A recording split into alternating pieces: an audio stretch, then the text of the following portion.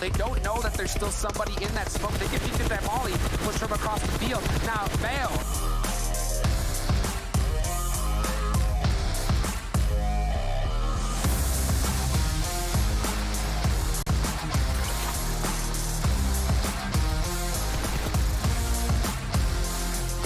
The Bucky versus Bayo here. The Bucky crawling up. Tensa has the intel. Tensa is crawling. Tensa's like, he's right here, he's right here. The grenade from the Bucky!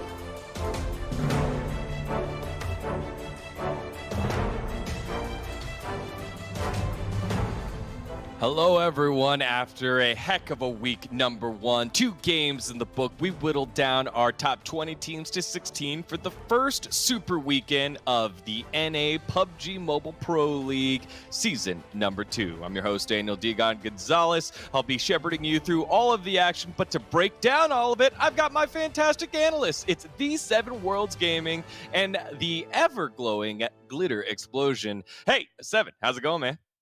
It's going great, man. I'm super excited for the first super weekend. You know what? I usually ask Glitter how she's doing. Digon, how are you doing today? Oh, I'm doing... Oh, thank you to God, 7. I'm doing very fine. Glitter, how are you doing today? Guys, we look fabulous. Did everybody get we're color coordinated? Okay, we're starting off the day very, very well. I'm excited to get into our first super weekend. Yeah, I am too, and I love the fact that we're all vibing. Let's see how the teams will vibe with the tournament format, because we've got a little bit of different type of weekend coming up. It's the super weekend. During the week, teams play 2 days of matches. It's 20 teams. It'll be 5 groups of 4 teams, and so then we whittle down the top 16, whittle out 4 to the top 16 for the super weekend, which is where we're at now. It's the top 16 teams of the week. They'll play 5 matches per day and collect points that will accumulate to the finals. So again, if you don't make it to a super weekend, you can't accumulate points for the finals. And then the finals will be comprised of the top 16 teams of the 3 super weekends that will be happening throughout the week. So, or throughout the month. So that is kind of how this season of PMPL will be playing out. Let's take a look at the prize pool, because it's a lot of money that they're playing for here, Glitter, and we're at the point where chicken dinners start to count and stack on up. I know, which I think is the part that I'm most excited for. As you guys can see, $150,000 on the line in total, but the winner chicken dinners, $45,000 will be up for grabs across all of our super weekends, as you'll be receiving $1,000 per chicken dinner. So teams like Knights with those back-to-back chicken dinners, anybody at the top of the leaderboard, had they been repeating those performances here this weekend, that'd be a lot of money. And then of course, once we make it to the finals, our PMPL champion will be taking home $10,000 in their pockets. So there's a lot going on here. Yeah, that is a lot of money to be playing for. And when you think about some of the teams that got chicken dinners and then cooled off, I'm thinking about like a Syndicate. That was a team that got themselves a chicken dinner, and that equals 15 points. It's the scoring system we've come to know and love here, 7. Yeah, and my favorite one, you guys know about it, the 1 point per 1 kill. All right, we have seen that come clutch. And actually, going back to what you were saying there, Digon, in regards to Syndicate getting a chicken dinner and kind of just dying down after that, I did ask in the players Discord who was gonna be the first one to take the 1,000, and Syndicate Salty said they were. So I'm having high expectations now for them at the beginning of the day.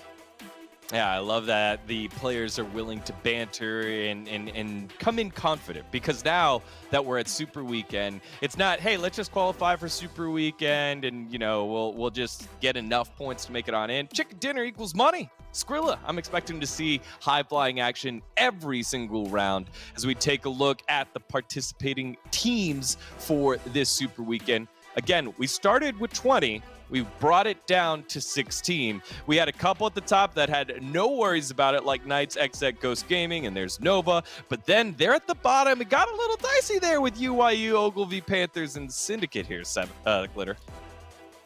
I mean, you know, Seven and I probably have the same thoughts on this. Definitely going to be keeping our eyes on Ogilvy and UYU. They were those last two teams that were able to squeak through in our top 16. And then we had some performances that kind of saved the lives, you know, of their super weekend viability. Looking at Boring Protocol, Illuminati. A lot of teams honestly stepped up to the plate on day 2 of this past week 7. Yeah, and for me, I think to finish off at least that week of league play that we had, I'm going to be looking at Pro Era. They actually ended up with a 4th place finish. Overall, their best finish on the second day of week of league play. So that's one team I'm definitely going to be looking at. And going back to what you guys were saying with UYU, that's a team that was barely able to make it. It was super, super close coming to the Super Weekend. I know their manager, Courtney, was watching, and there were pretty much everybody that supported UYU was sweating in the chat up until that last game. So it's going to be an exciting start here to the Super Weekend.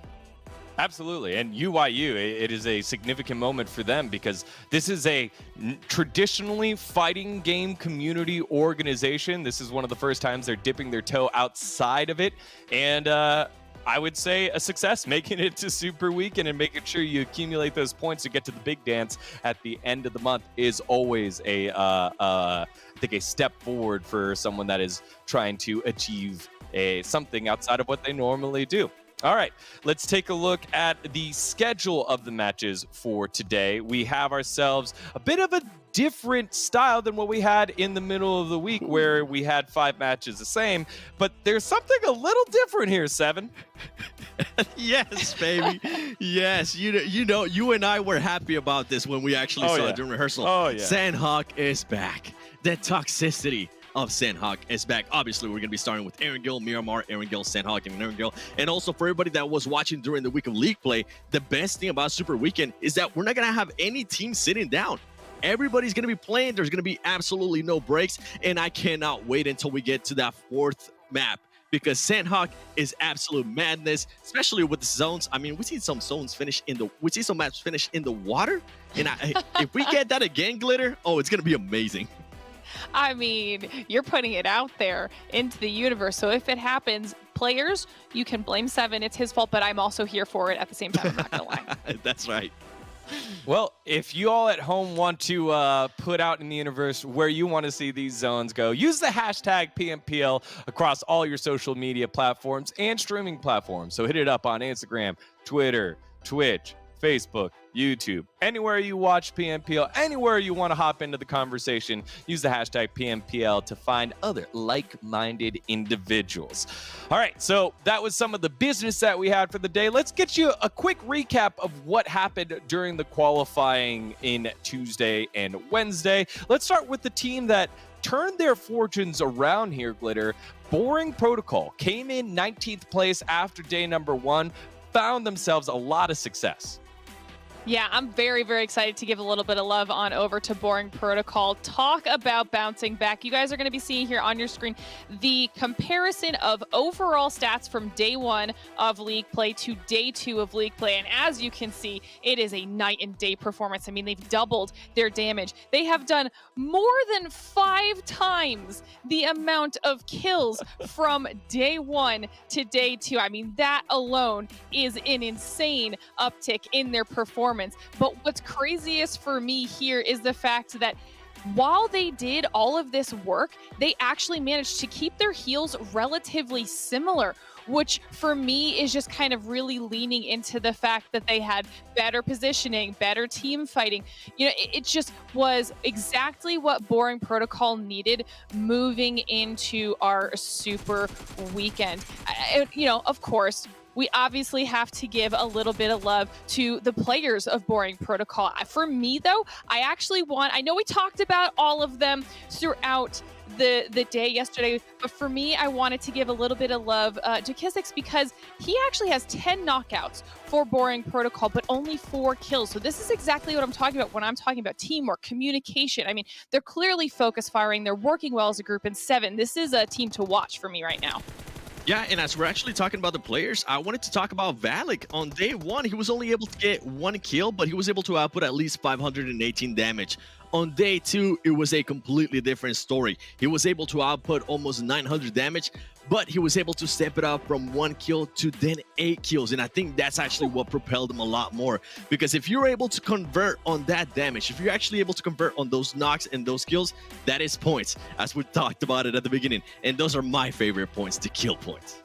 Yeah, definitely. Whenever you get those kill points, it opens up the map and you find teams that are fragging out. They also find a little bit more space of the map to get those placement points. And 2 teams that have been doing that constantly here are our top 2 teams in PMPL NA season number 2. That's Knights, that's XSET. These 2 Squad 7 have been the class so far.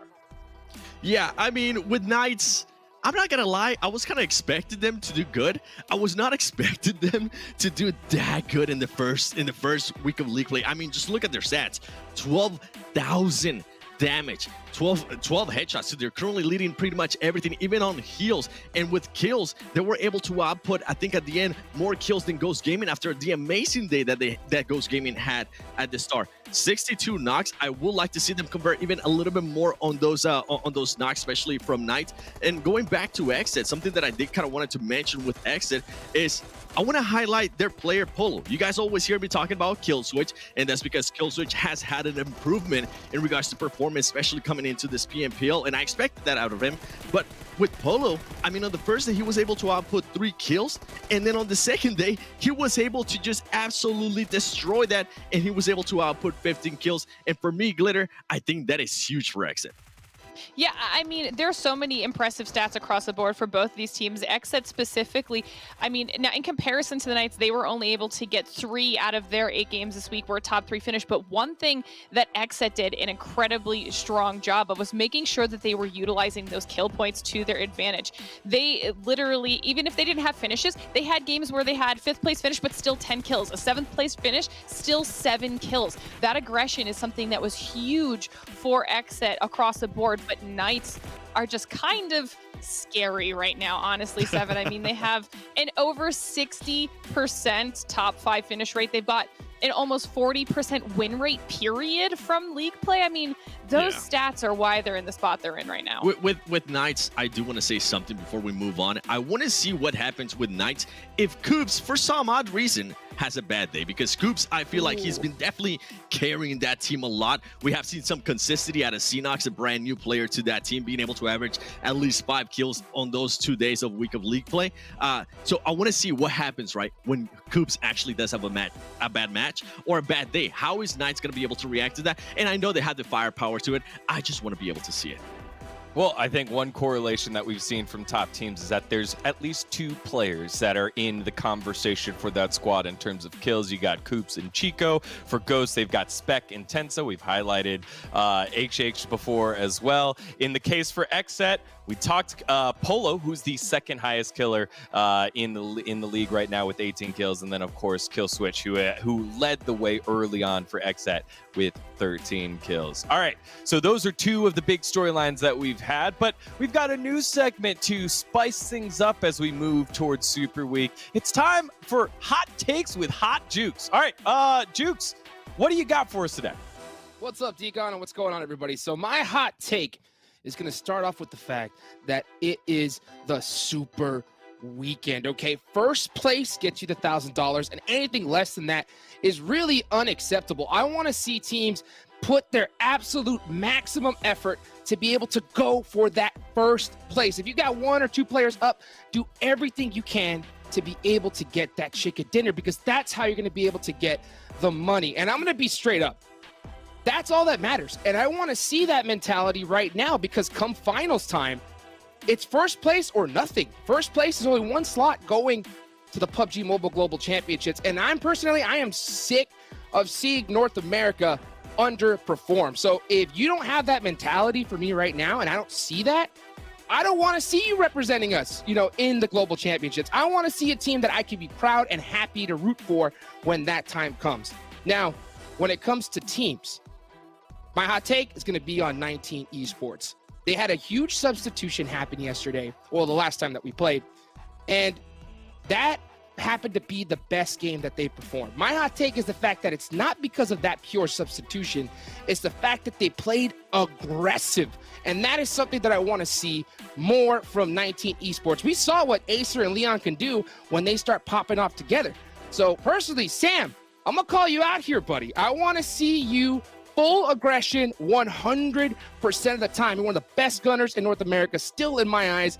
And I feel that if Sam can really bring that togetherness and the whole squad can come together, I wouldn't be surprised if we see 2 chicken dinners come from the squad today.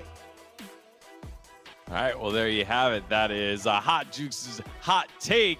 And I love the point that Hot Jukes makes here, analysts, the fact that it's about winning the chicken dinners, because if you go down the line of teams that won games during the week, you kind of forget some of them, but they would have left with some money. So I said Syndicate earlier, but then you got Born Protocol. They got themselves a chicken dinner. We highlighted that one. Do you remember the Mezexis win? Yeah, that's right. Mezexis got themselves a chicken dinner, and Lazarus as well was another team that got chicken dinners. That would have been $1,000 per win here in the Super Week. All right, none of this would be possible without our sponsor, OnePlus, with a flagship performance that all other phones wish they could have, 120 hertz screen display, and technology made specifically for gamers like HyperTouch. The OnePlus 9 and OnePlus 9 Pro are your best shot at climbing the ladder in PUBG Mobile. Thank you to our sponsors, OnePlus, for making the PMPL NA Season 2 happen. Appreciate it. Make sure to get your hands on one. All right, y'all, that is what we had for the pregame. Analysts, thank you so much for breaking things down for us there and setting up the stage for this Super Weekend. We'll come back to you all after game number 1. Next up is time to get ourselves into the game. It's time for a different duo that we haven't seen in a little while. Let's say hello to Mustache Dave and Paul Inverum Toddkill. Gents, take it away to get us into map number 1.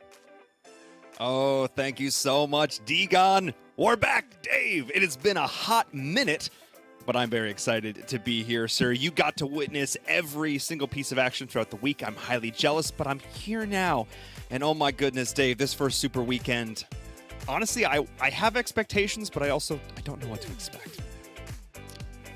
What you can expect, all right? Just looking at all of us here on the desk, on the cast, it is definitely a blue day. We all got blue on. We're all matching, man. Like, it's looking good. You got that jacket on. I got the shirt. We got all the blue on the desk. I saw Hot Jukes with that nice jean denim jacket going on. So it is a blue day, but not for the players, right? They are pumped up. They are ready to go. Talking to these players, they're like, Dave, all we care about today is that money. All we care about today is getting that winner chicken dinner, because these players, Paul, they want to get that 1K in their pocket here for getting that dub. Oh, yeah. $45,000 over the next 3 weeks. $15,000 per weekend. 15 chicken dinners. That's what's in store for us this weekend. And Dave, the only blue I think we're going to be experiencing, other than us on the desk here, is maybe we'll pop a blue, because Sanhok is back in the mix here today. And ooh, we know that blue zone likes to get aggressive, just to say that it's a lot. So we're going to see how teams react to that. And we're going to see how the strategies change, because that's something we're going to have to keep in mind. Some of the teams near the top, maybe not showing all the strats over the first couple days, but we'll see, Dave. We'll see what happens as we go into this here. I'm expecting teams to step it up to that next level. Day 1, Super Weekend, baby. Match 1. Let's get underway. Players loaded up, lock and loaded, parachute strapped on. Erangel, the first map to start the weekend. 15 games, like you mentioned, Avir. 15K on the line. All the analysts, the casters, we're Team Papa Blue. You know, we are cheering for that wild card factor. Of course, we are going to have Sanhok a little bit later on. But for now, let's get into the game of Erangel. Let's get back to Erangel, the tried and true, the map we know so well. Southern Plain Path here. I feel like this is one I've seen a lot recently. We'll see how players react to it. Those teams that do like to head up a little bit towards the north will have to make sure finding vehicles early on is a hard priority for them, but we'll see how this first circle goes. This isn't the most aggressive first Plain Path that we've seen by any means here, but it does mean that some of these teams might not quite get to where they want to go. Not too bad. Not too bad. And another thing to kind of consider is, you know, the analysts, they brought it up. Great point, by the way, that there's no more of those rotating lobbies, the rotating groups. Like, it's 16 teams and that's it. So these squads had the opportunity yesterday, maybe the night before, to really study, really mark down exactly where these squads like to drop and plan accordingly. And talk about planning accordingly. Circle number 1, we got Georgia Pool in it. Pro Era all the way up there to the north. Of course, Ghost Gaming down there at Pachinki. But the Panthers, BTOWN, I'm a little concerned. How are they going to make it? How are they going to manage? Are they going to hurry up, get that loot, and then transition over that bridge? If they do that, I was just talking about how all of these other teams, they were planning accordingly. Well, the Hitlist, Nova, they could potentially bridge camp early on here. Dave, you read my mind. That was exactly what I was thinking. Nova like to do these big split drops, and there's some risk to that, as Pro Era is also discovering right now, with Syndicate looking to try and pick up their first kill here. Will be able to do so, likely in just a second, assuming Salty can actually find the target. The rest of the squad is rolling on in, and I think Seagut, first one in, well, first one out. Anyway, oh, okay, they know. They know. They're using him as bait. I don't hate it. Well, you know who hates it is the member from Pro Era, Sika, can't take it out. You know, first blood, that is not how you want to start the weekend here. Mistakes definitely have been made. And there it is, 1 point in the pocket.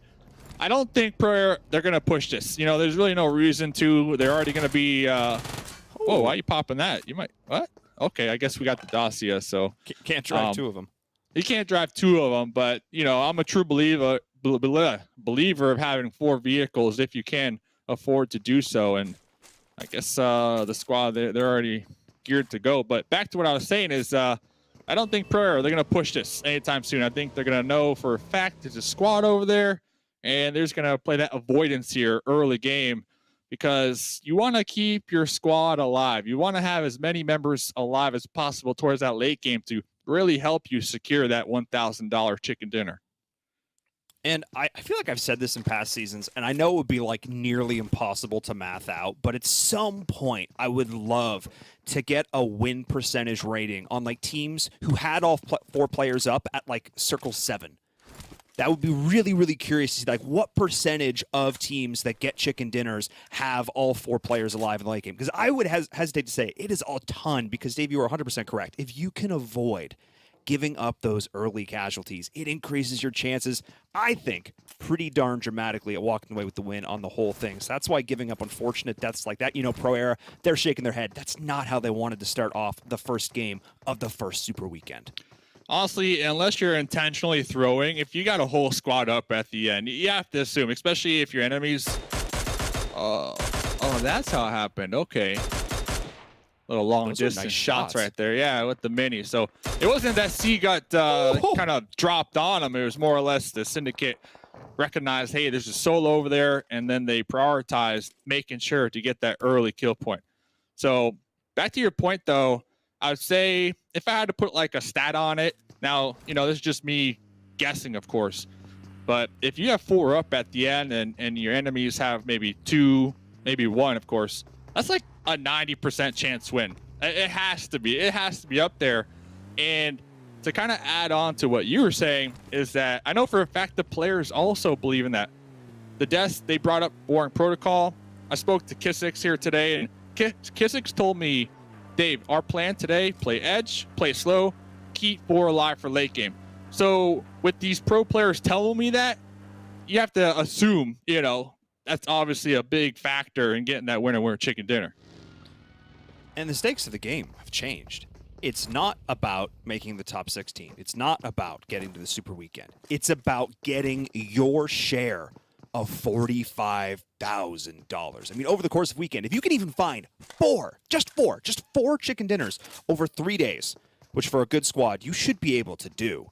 That's an extra $1,000 just for the starting roster, $1,000 in each of their pockets at the end of that week. That's a pretty good weekend, Dave, where you're just walking away with an extra $1K for the team. Like I like to say, it's a very nice steak dinner, or in this case, very nice chicken dinner for them to be looking at.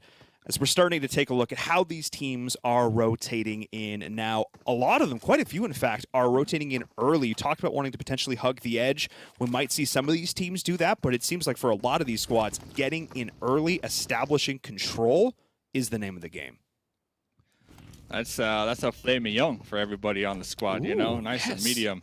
But I agree with you, you know, especially now that we have the set 16 teams, everybody should be aware of these drop spots. So that also allows them to make up plans ahead of time to intentionally try to take up those key positions, like you said, that can really set them up for that victory, for that late game. And with this zone, with the mountain, you know, right smack in the middle, that's going to create somewhat of a challenge. You never know. It could go north, it could go south, and not only is that mountain right in the middle, we already got a squad up there, but the river, the inlet, also kind of a dividing factor here in the zone. So it's right now, it's a coin toss, in my opinion, on you know, where Circle 2 will go. Still so much in play here, because you're absolutely right. Only, it looks like 2 teams might potentially play that north side of the river, which I would say right now accounts for a little over a third of this circle. So if teams are going to have to make that crossing, the second they get a sense that it's going to go that way, you'll see them get into the vehicles before the circle even shifts, and they'll start moving the second it does, because that's one of those crossings that will punish teams who are a little bit too slow. And at this level of play in the top 16 at a super weekend for the PMPL North America, if you are not Jedi ahead of the game, literally looking into the future, Dave, you're behind. That's a fact. You got to be a Jedi here, or else you're just not going to cut it out. And talking about being those Jedis, I think Ogilvy, the Jedis right here, they took up that mountain before Ghost Gaming did, and we saw Ghost Gaming kind of play that position, I believe, twice, looking back at league play. So Ogilvy definitely intentionally trying to get up there on top of the mountain before Ghost. That's a bold play, and, you know, you're talking about Jedis. Well, I think they might be the Jedis of the lobby if they can maintain their dominance up there. I have the high ground, Anakin. That's what they're thinking. That's what they're... And it worked out pretty well for Obi-Wan. So we'll see how it works out for Ogilvy. So close. So close with that naming. So Ogilvy close. Name change? Just so close. We'll see. Because this that mountain, Everest, it's a blessing, but I've also seen it be a curse in certain situations. Depending on how the circle shifts, getting down from it, you are very exposed. It's a bit of a high-risk, high-reward play for them. We'll keep an eye out if they can rack up those kills, especially in the early game when it's really tough for teams to try and contest them. Then that's where I think things are going to go well for them. But we'll keep an eye on it. Because of the way the circle ended up rotating, our concerns about teams getting camped on the bridge, Nova, didn't happen. The Hitlist didn't happen, which means that BTOWN, the Panthers, were able to rotate in. And now, Dave, the concerns about the river, they're out of there. Now teams can play their game. This is honestly one of the nicest circles we could have seen. UIU Trey out here taking some shots. This squad in particular, Trey just wants to get those consistent points. They don't want to cut it as close as they did to qualify. I believe they qualified by like 1 or 2 points to even make it here. 2 points. 2 points. Yeah, Trey does not want to leave it up to luck anymore, as a lot of these players already in vehicles looking to reposition. Coops, that one's going to hurt. That one is going to hurt. Yeah, they got Sanhok, another phenomenal fragger, but we've seen, you know, the work that Coops is able to put into these games. Losing Coops early on, in my opinion, I think it's going to set him back a couple pegs. The analysts posed a question before the show started. They said, what can Knights do if, maybe Coops doesn't have the best day or the best game? Well, he's not having a game at all. He's not playing. Second player out of the lobby. Not ideal. We'll see how the Knights can do. Like you said, Dave, they've got Xenox. They've got another fantastic individual fragger. In my opinion, 2 of the best mechanical players in North America now on the same team. They were the squad that I was looking at coming into this, and now they'll have to play it as a trio. Still not one I am going to count out, though, as teams are going to continue to rotate in. Again, playing around Everest and trying not to give up any of these unfortunate early deaths. So true here, as we get a nice little glimpse of the ruins. Looks like Lazarus opting to potentially set up some type of fight down there with XSET. They got, I believe, what is that, Joey playing that off angle, trying to maintain their flank up there towards the north. Lazarus, they are very comfortable with this area. We saw in the league play in Virum, they set up a trap and they wiped out Ghost before Ghost even knew what hit him. So I really like to see Lazarus kind of playing their tried and true strategy on terrain that they are familiar with here. So I look forward to seeing what they can accomplish. But Pachinki, that's where we are right here. We got BTOWN, Mezexis, kind of going back and forth, kind of poking the bear, I guess you could say. Everybody just trying to find a foothold in this new circle. They are indeed. And speaking of foothold, like you called it, Dave, Lazarus has that. Able to get an initial knock over to one of the players on XSET. So maybe we'll see if they're going to be able to follow up there. Mezexis not able to go through. Identified BTOWN was playing Gatekeeper. They're going to rotate all the way around. Actually ended up trading positions with the way that BTOWN came into this circle from Millie.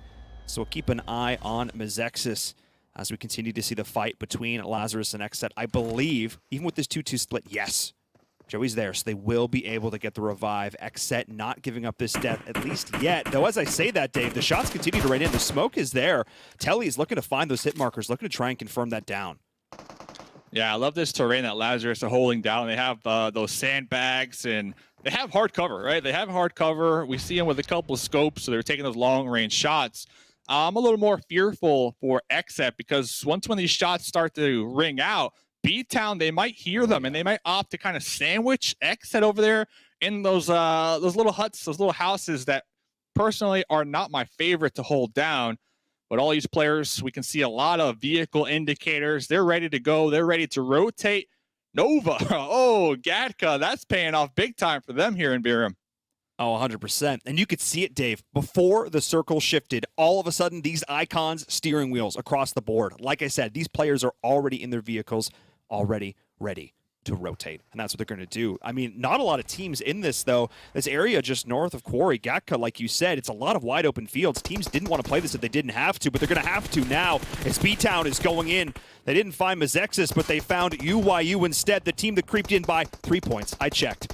And now UYU is getting collapsed, Dave. This is a full pinch, a full sandwich. Every single angle, BTOWN is looking to shut him down. The nades come through, dealing some damage back on the outside, trying to get one. Return knock, nice play. Finds the wall, though. Actually, that's huge, Dave. A huge stumble from BTOWN. Ooh, I'm looking at Drake here, keeping Trey pinned down to avoid that backstab, but BTOWN biting off a little more than they can chew. IsoJet on the outskirts as well. Peaceful crawling back, screaming for that help, screaming for that revive. Trying to relay that intel back to Trey, but UYU with the defend right here. Oh, they're coming out on top. And that was sick because that was a really nice collapse on paper from BTOWN. They should have been able to do it. And now the wide wrap, UYU is going to completely reassess how they take this fight. They're going to find the off angle. There is some awareness of it. The footsteps have been heard. The audio cue is there, but it's still a 4v2 situation. They have not been able to get the revive onto Peaceful, which means that BTOWN forced to go to war. In this 2v4, can they find it? An opening knock, a nade, something. Dave, they have to try and make it work, but with the angle on the roof, Salt, making him salty, putting him down, saying, this is our compound. BTOWN, what are you doing? IsoJet, top 10 Bush, for sure. IsoJet's like, hey, there's only 3 of them. I'm not here. But I think UIU, they definitely might be aware. And one thing that I saw Peaceful kind of do, kind of giving away the position almost for their squad mate, crawling over that ledge towards, I believe, Trey. Yeah. Or not Trey, but Drake. Oh, man. It kind of gave away their position, that wild card factor, that surprise factor on exactly which angle they're holding down. So that's going to be it. BTOWN, first squad taken down and out here in game number 1. And here's the thing. I want the record to show that I don't think that was the wrong play from BTOWN. I think that was purely a fault in execution. They lost 2 individual 1v1s. They were in a good spot. They got the opening knock. They had multiple angles to push. I think on paper that was the right play. I think they just flubbed it a little bit. I want them to reset, take that back, and still continue to go in with that same level of aggression and energy into these next few games. Because, Dave, some teams, a lesser team, might falter there and let it get to them. I need it not to happen to them because, again, I don't necessarily think that was the wrong play. I would have liked to saw Drake take out Trey first before that straight up send from the squad mates. But besides that, I agree with you. They wanted to take that spot to be there right on the edge. And look at that, UIU right there on the edge. After that engagement, they're looking pretty good. They have a nice buffer between them and everybody else. Nova still dead center. It's going to be very curious to see how many kill points they might be able to rack up, as a lot of teams right now, they're going to have their eyes on possibly sending it, for that cover or those dips that they're going to be holding down right here in this new zone. You can just see these teams head on a swivel, 360s for days because nowhere is really safe. You have soft cover at best, no cover at worst. So we can see this here. Ooh! Ooh! Headshot. That sound is so satisfying. It's just so satisfying to listen to. Because keep in mind, Pro Era lost one player very early. We'll see what they can do now as Sam is stepping up. We heard Sam get called out by Jukes earlier, Dave. We'll see. Ooh. With the big gun in hand, he can land those shots like we know he can. Oh, the Knights. Yeah, when we were looking at Sam, and I was looking at the kill feed, I saw, I think it was Legal getting some runovers. I'm like trying to look at the map, like where's Legal getting these runovers, and it looks like they were able to take out Knights. So that's a big team to take out early on. All things considered, they had 3 chickens in the league play. So huge squad to take out this early on. How do the Knights do without Coops, they asked. Oh. Not so well, they answered. That's unfortunate. They were able to get no points. BTOWN, in fact, ended up getting 1 instead, so they will be able to be a little bit higher than them, but PK, 0 to come into this for the #1 seed. Not necessarily ideal for them. As we see more squads getting into it in the kill feed. Ghost, 19E, some familiar faces in the receiving end, quite a bit of punishment here. As we've seen the Panthers potentially, a bit of an engagement with Syndicate, who are just trying to reposition, but a lot of fights going on now. Dave, we said this before, nowhere is safe. There is not a lot of cover to be had. It's all about managing those angles.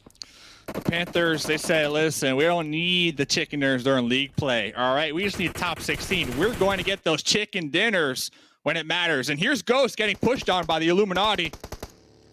We can see both Down fights there. happening simultaneously at the bottom right-hand side of the screen. Ghost Gaming is trying to recover. Ooh, huge damage from BTOWN coming in. Able to find that off angle. They are going to be able to reset and recover. Nice play there as the Panthers are forced to completely reset off the back of this. All these teams trying to find their way in on the southwest portion of the circle, but there's not a lot of room, Dave. It's a traffic jam as Ghost Gaming now trying to reset. I thought maybe they'd be able to, but they're getting crashed again by multiple squads. The full collapse. Mezexis is here as well. UYU saying Ghost Gaming, get out of here. But once one fight ends, another one will begin. Mezexis does take another one down. It looks like it's UYU in control, taking down multiple teams so far in this game. Dave, they are looking on fire. They crept in, but they're looking to be loud in game #1. Oh, geez. Everybody getting the invite right here. The Ghost Gaming invite. Bale with that Uzi looking to put in some work, looking to toss these grenades and mollies to put a halt to the push. Starlight from Mezexis on that off angle. I believe Nemesis does have sightlines on him, but these smokes are only going to make this fight even more chaotic. There's a nice molly right there from Salt, but everybody kind of just using this moment to heal up. Oh, HH, Bale, dead. Done.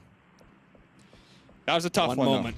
Yeah, that's not a lot you can do. The second you try and make a play, one of these 2 teams is going to try and shut you down, but I'm looking towards Starlight. Starlight is the make or break for Mezexis. If Starlight can get that opening knock, if one of them can, that's the angle they need to leverage, and a huge nade will do so. Nemesis has to try and get the revive here. As we're seeing one player on the side of Mezexis almost dropping, but not quite. And here goes Starlight with the send. Dave, this is the big play. This is what they need to make happen. As multiple members of UYU are trying to collapse on the lone player, what can the rest of the squad do to back them up? Everything is the answer. As UYU is trying to recover, able to get the revive through, but they're all incredibly low. The molly is here to continue to force them back. The off angles around the corner. Beautiful shots coming in. And UYU slowly but surely are getting torn apart. Only one player standing. It's Blinky. But Blinky, you miss it because they're just gone. Got him. Wow, I really appreciate the aggression there from Mezexis. They heard the gunshots. They recognized, okay, there's 2 teams fighting. They opted to third party instead of playing it safe, and they came out on top. Trickster looking to pull a page out of the Mezexis playbook, pulling up here onto Nova. The squad mates trying to provide that support pull up as well, but they're going to lose one in the process. Yeah, Nova Esports, a little bit of a misstep there from Rin. And another bigger misstep as Rin will get confirmed as well. This is huge. Force them down to the kitchen, though, as the rest of Nova will come in to clean this one up. But still, Dave, that is not a player they should have lost there. That was not the situation to go down. It's potentially losing more as Mezexis is coming in to continue to try and third party this one as well. Memory will stabilize for the rest of the squad, but that's the hit list out. And Nova down to, I think, just 1? what? Mezexis pulling out the same play they just pulled onto Ghost Gaming. They are feeling themselves. 8 kills so far. They're looking to set up that winner chicken dinner. I believe they did lose one, but look at this fight. Lazarus and 19E. Well, Lazarus looking getting the better of this one, though as I say that, Leon able to pick one up. G3 down to a scrap of HP. Leon comes in. I think it was a third party that maybe helped contribute to that one, but Lazarus goes down. A fight that looked like they should have won. Dave, I talked about expectations coming into this first day, and so far mine are getting defied, because the second you think one team is safe, another one will snatch that victory away from them as it centers up on Gatka. XSET is here. Ogilvy comes down off the mountain top to take some teams down with them. Is Nova the next one to drop? Mezexis continues their rampage.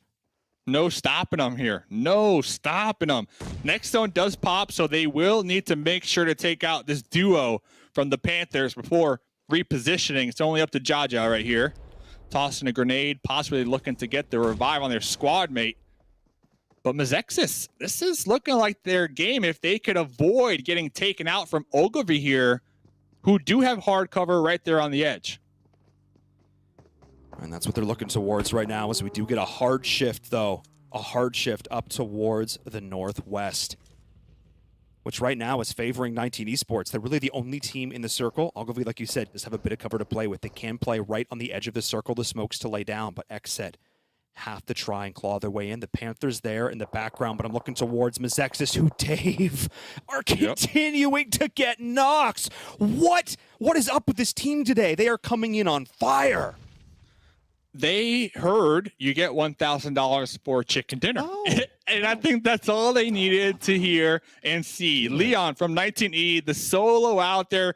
Fingers crossed that nobody opts to pull up on their house as it is in the zone, but popping back over to kill switch Polo. The duo, they're trying to take out Ogilvy. Not going to be the easiest one here. And what is a 2v4 situation? A nade, a molly, something to pick up an opening knock is going to be basically a must at this point for XSET, unless they can try and take a series of 1v1s. Polo as well as in the player on the outside. Mezexis with a series of smokes and the vehicles. While the other teams are distracted, they're making their move. And Dave, Leon's the only player alive. He has to actually play this quiet. I think this is the right call, because I don't know if Mezexis, I think they must guess that somebody's here, a team, something is here. And with those footsteps, yeah, they're going to know. You can see the turn. Leon gave his position away, so Mezexis is going to know they've got a rat to deal with. And really, XSET providing the perfect distraction for Mezexis to kind of push across that terrain, that field, because Ogilvy, they got sightlines on that all day long, but they were able to use that window of opportunity to reposition. Now, I'm really curious to see what the Panthers do, but like you mentioned, they are aware, Mezexis, that there might be somebody here, so now they're trying to clear it out. Yeah, I saw the turn, saw the nade throw when Leon vaulted the windowsill. That made things pretty darn clear what was going on. Now hiding behind the corner. You can see the shots coming through, pre-firing some angles, blowing up vehicles if they need to. They're methodical in this, Dave. Leon has to try and find 1 point. That's all you're looking for here. Lie around the corner. They know where they're at, trying to get these final kills, but no, not to be had. Just perfect double peaks, Dave, here. They were leaving nothing to chance, and that's 10 kills now for Mezexis. 24K with the getting a shot onto one of the members from Ogilvy right then and there. The Panthers, they can really play that wild card factor right here, in my opinion, because they have used this time to slowly snake their way into the next zone. I don't think Ogilvy know that they have these potential enemies right on top of them. And the Panthers have done a very good job playing it stealthy, which makes a lot of sense when you know you've only got 2 players left. You're seeing the kill feed continue to light up. You can hear the gunshots. You know how many enemies are still up and alive.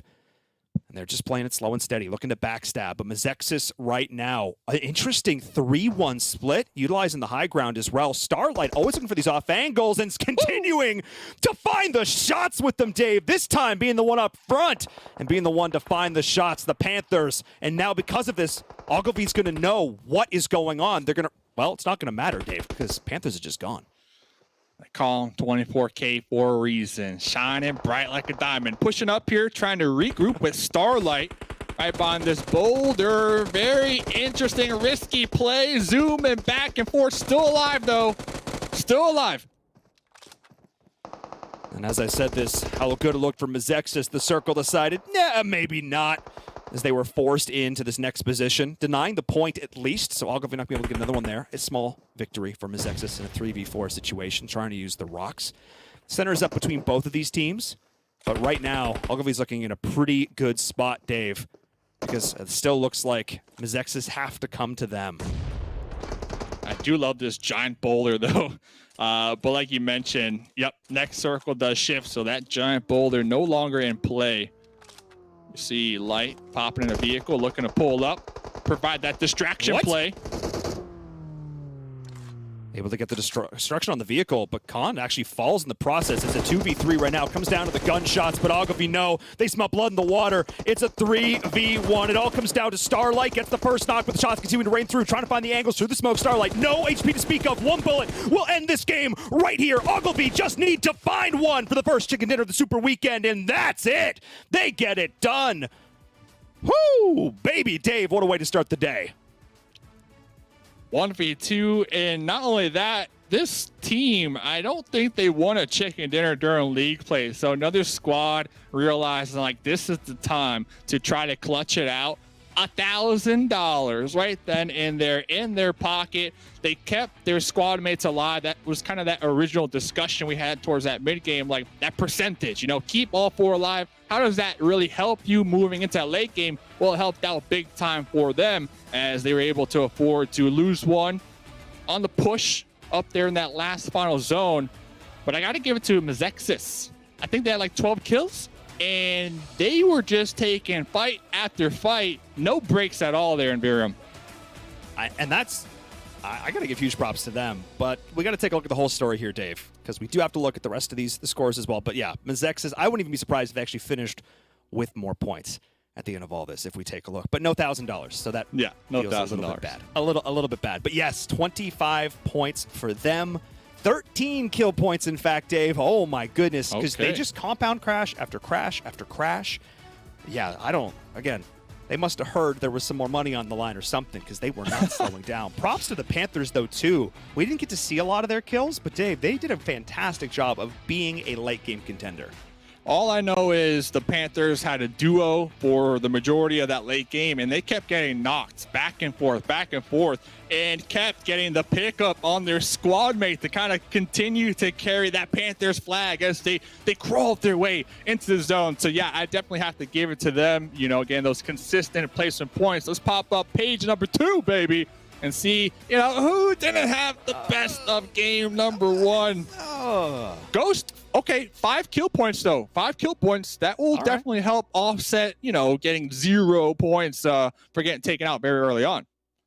It will. That will certainly help them there. Does a lot. Again, Ghost Gaming, no matter what hand they're dealt, they still, I think you said still make lemonade? Something like that. Make a lemonade. Knights, though. There's the lemonade. Knights. Unfortunate for them. Again, it's only game number 1. We still have 14 more to go over the course of the weekend. You can sort of chalk that one up to sort of whatever at that stage in the game. But let's take a look at the overall MVPs from that first one. And I have a funny feeling we're going to see some ridiculous numbers. And actually, you know what? Not even that crazy. When 662, that's the highest damage, all things considered. That tells me, Dave, this is a team-focused first game. Team game, baby. Team game, baby. 24K up here at the top with 662. Man, game 1, exciting. The amount of aggression that I felt that match, I hope it continues in our next match coming on up. Ladies and gentlemen, more PUBG Mobile coming on after the break.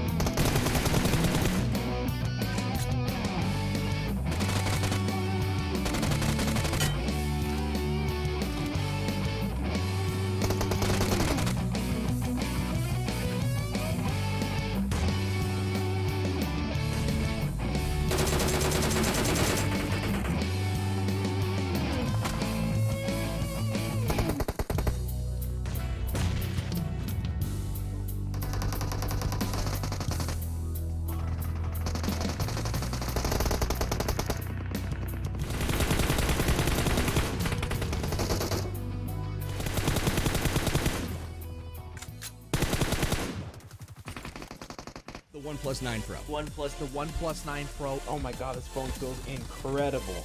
The best processor, 120 hertz, 12 gigs of RAM, and a Hasselblad camera. What more could you want? The Hyper Touch on this bad boy is phenomenal. The best model of OnePlus phone I have used to date.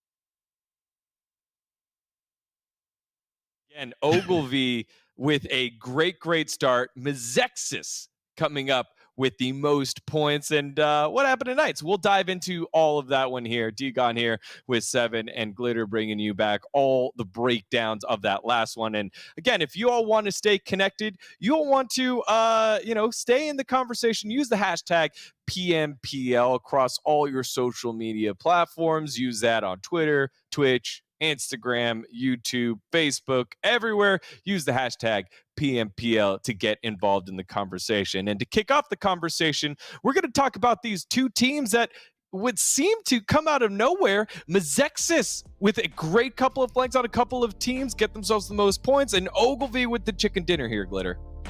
Yeah, I mean, we got to give a little bit of love over to both of these squads. We talked about Ogilvy at the beginning of today, right? And specifically within the frame of reference because that they were one of our bottom teams that qualified through. But now, all of a sudden, they get a day off, and it looks like they fixed everything. Top two teams here at the end of this first match of the day. Mezexis also coming in huge. Mezexis was 10th after our league play. So, I mean, over 2k damage already from Mezexis, 13 kills. But to be fair, 8 kills for Ogilvy as well, almost 1,200 damage. Both of these teams, regardless of where they were in our top 16 coming into today, needed a solid performance. And, I mean, this is a solid performance to say the least here, 7. Yeah, we were kind of laughing about this when we were watching. We're like, okay, did anybody expect the Super Weekend to start like this?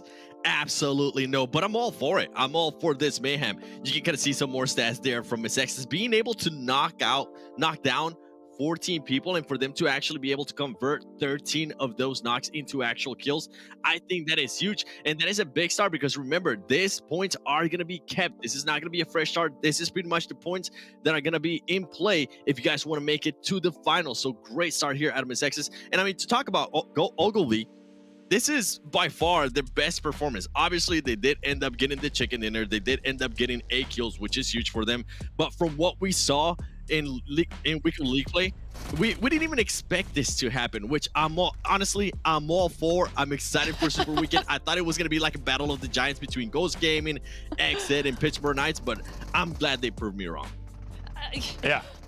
Again, a very interesting start to today based off of what we had expected, right? These were two teams that, Ogilvy barely qualified to get themselves in here, didn't get a chicken dinner. Now they're walking away with the $1,000 off of that last one, just like Inverum said during the cast. So huge stuff here by the squad, the young squad now making the way on in. Another talking point, though, that we got to hit on here, 7. You are like a Nostradamus. You're a fortune teller, a future teller. What happens to the Knights if they lose Coops? Will that situation exactly happen? And what happened in your eyes to the Knights here, 7? Listen, I'm not. I don't know if this is like a one. I'm all ears. I'm listening. I'm listening. This is gonna keep on happening. I might have to play the lottery after today. But they ended up in last place. They ended up getting knocked super early. They ended up with 0 kills. We saw the Illuminati actually being able to take out Coops, and we're like, oh, okay, is this the time? And then they ended up getting absolutely destroyed. A huge surprise there. I do want to see it happen again. Obviously, you can't really take too much of it in just one time. I want to see what happens again because I know they have the quality, right? They have the potential. But now this head-to-head right here, and just for everybody, all the viewers, on the left side, that is the stats of Knights with Coups, pretty much for the week of league play, right? For all their stats. And on the right side is the start to the super weekend. They were barely able to manage 118 damage. Luckily for them, they were able to survive 14 minutes. It could have been worse, right? It could have been worse. But in a way, the question has been answered. I would like to see it again. I know it might be a little bit toxic, but I would like to see it again with the Knights not having Coups maybe early through the match, throughout the whole match. I want to see how they're able to react. The heals here, I mean, they just weren't able to heal. They were able to at least get one knock out of those 118 damage that we saw. But overall, I want to see it happen again. And the reason why I want to see it happen again, I kind of want to circle back to what Hot Jukes was saying on his hot take, and is I want to see a great contender out of North America. Sometimes we get these teams that perform really, really well during the PMPL, and they just kind of become a fluke when it comes to PMGC and major tournaments. So I just want to see how these teams react when their superstar is not available. Yeah, Glitter, what do you make of this opening performance from the Knights? You know, coming into today, especially when we were looking at Knights and XSET, I think the first word that jumped to mind for me was consistency. And obviously that applied throughout their league play performance, but I was questioning, are they going to be able to repeat that level of consistency? Obviously it's the first game of the day, so you know, Yes. a little bit of a stumble out of the gate, but or at least I'm hoping it's a stumble. I mean, I wanted them to be able to repeat what we saw in league play, but you know, Super Weekend's a whole different ball game, and they've got no downtime this time around, so they need to pick themselves right back up and get on their feet for their next match. Well, there are 44 more Super Weekend matches still left, assuming that Knights will make the last two Super Weekends, which we assume they will, so they have a little bit of time on their hands to bounce back. So that was map number 1. That was Erangel. Let's pull up the map schedule to see what's up next. We're heading on over to the desert. Let's go to Miramar, where that's where Ghost found a lot of their success when they were popping off in day number 1. Ghost went a little quiet in day number 2. They found themselves 5 kills in that last map. 7, just real quickly, give me a couple of thoughts on Miramar with this lobby.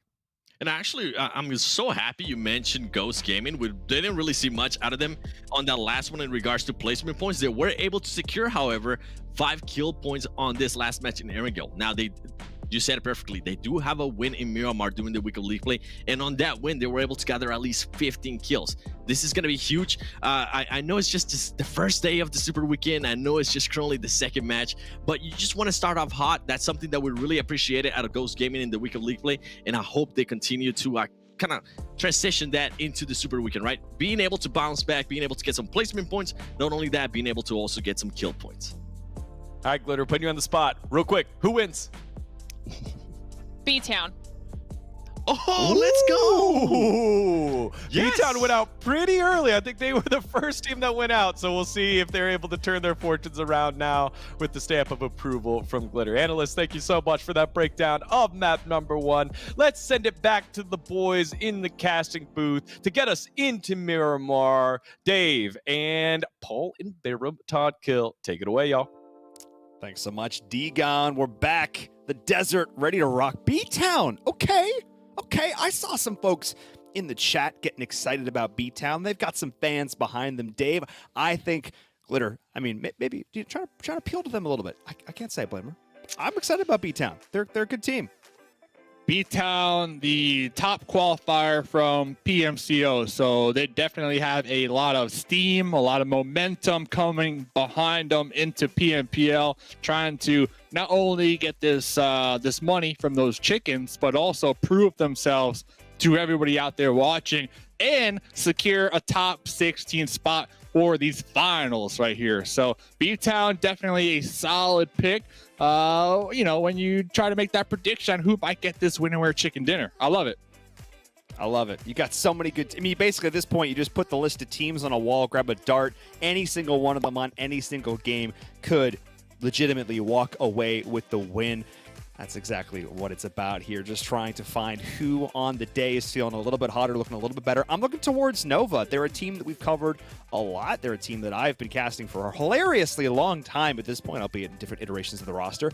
And they're a team that tends to be very hot or cold. I want to see what kind of day or weekend maybe they're going to have here, and a big win on Miramar might do some work for them. So keep an eye over on that side. But also Ghost Gaming, Dave, that's maybe not another bad pick.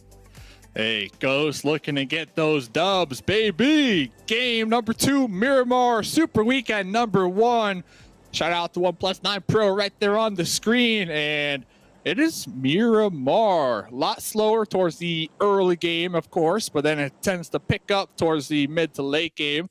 And the playing path, bam. I mean, you take a sword, or I guess what is it, a laser sword? What are those things called? Just to kind of continue with your reference from last game. A lightsaber. A lightsaber. Zoom, zoom, right through the middle, right there. And that's exactly what happened. So everybody should be pretty happy, actually, in my opinion. 100%. I mean, this allows every team to play their game. No matter where you want to drop, no matter how you want to start, we are going to have a nice, chill, relaxed opening, assuming the teams have done their research, which we know we have. I'm not really concerned about hot drops at the stage of the game because I want to remind the folks, no group play, same 16 teams, all 15 games, no real issues with that. Unless we see some weird squabblings over vehicles to start this off, we should have a pretty quiet early game. But Dave, you guys actually had some really crazy Miramar finishes, some of the late game. I was watching back the VODs. Things were getting nutty. Yeah, Miramar is always kind of a surprise factor. You never really know what's going to happen until you start to get past that mid-game where you can kind of get a better feel for where these zones go with the amount of different elevations in the terrain with the mountains and not a lot of roads to rotate clearly. So talking about this zone, okay, so this is like a totally Hail Mary I'm throwing out there. Hard shift to the north. Oasis. You're talking about interesting games. I think if we can kind of get that going, that would be interesting. That is a super rare ending to have here, and I'll love it, especially because nobody's up there for the time being. But looking around, UYU, looks like they're going to be dropping a little out of the zone. They should have some nice time to get looted up, and that area of the map, that southeast, pretty clear. I mean, Pro Era, yeah, they're there. Lazarus up there to the north, but besides that, not a lot of congestion compared to the west, at least that is here in Virum. Yeah, the southwest, Syndicate, BTOWN. We saw Syndicate pick up an early kill in that last game. Pro Era, though, nowhere to be found at this point. But Ghost Gaming could potentially get involved. The Hitlist as well. I think you're absolutely right, Dave. I'm looking at one area of the map that we might potentially see some early action on the rotations. I think it'll be right down here. It'll all depend on how quickly Ghost can get looted and get set up to feel comfortable, potentially look for these opening knocks and potentially chase those kills, because they're the kind of team, especially at this stage in the game, Peaceful, I'm going to ignore that. If they get an early knock, they will send to thirstier team. They will send to confirm the kill. They want to take these early game fights if they know they have an advantage. Especially because we're on Miramar, so you're like extra thirsty. Extra thirsty, you know, a little thirsty. The Illuminati, last game, I think we saw them make a pull-up. They got wiped out pretty early on that pull-up, so hopefully they can make a comeback, because the Illuminati, they're one of those teams, at least when I'm looking back at the league play, it took them a couple games to get warmed up. But then once when they were warmed up, I recall seeing King on the squad, like popping off, going back and forth with the support of Landland and AZ. I believe AZ, the IGL. So really curious to see, you know, how many games they need to warm up, because when we talk about the super weekends, they're really important. It's not like the league play. I guess it is like the league play, but I think it's a little added pressure, because league play, you just want to get top 16 to make it to super weekend.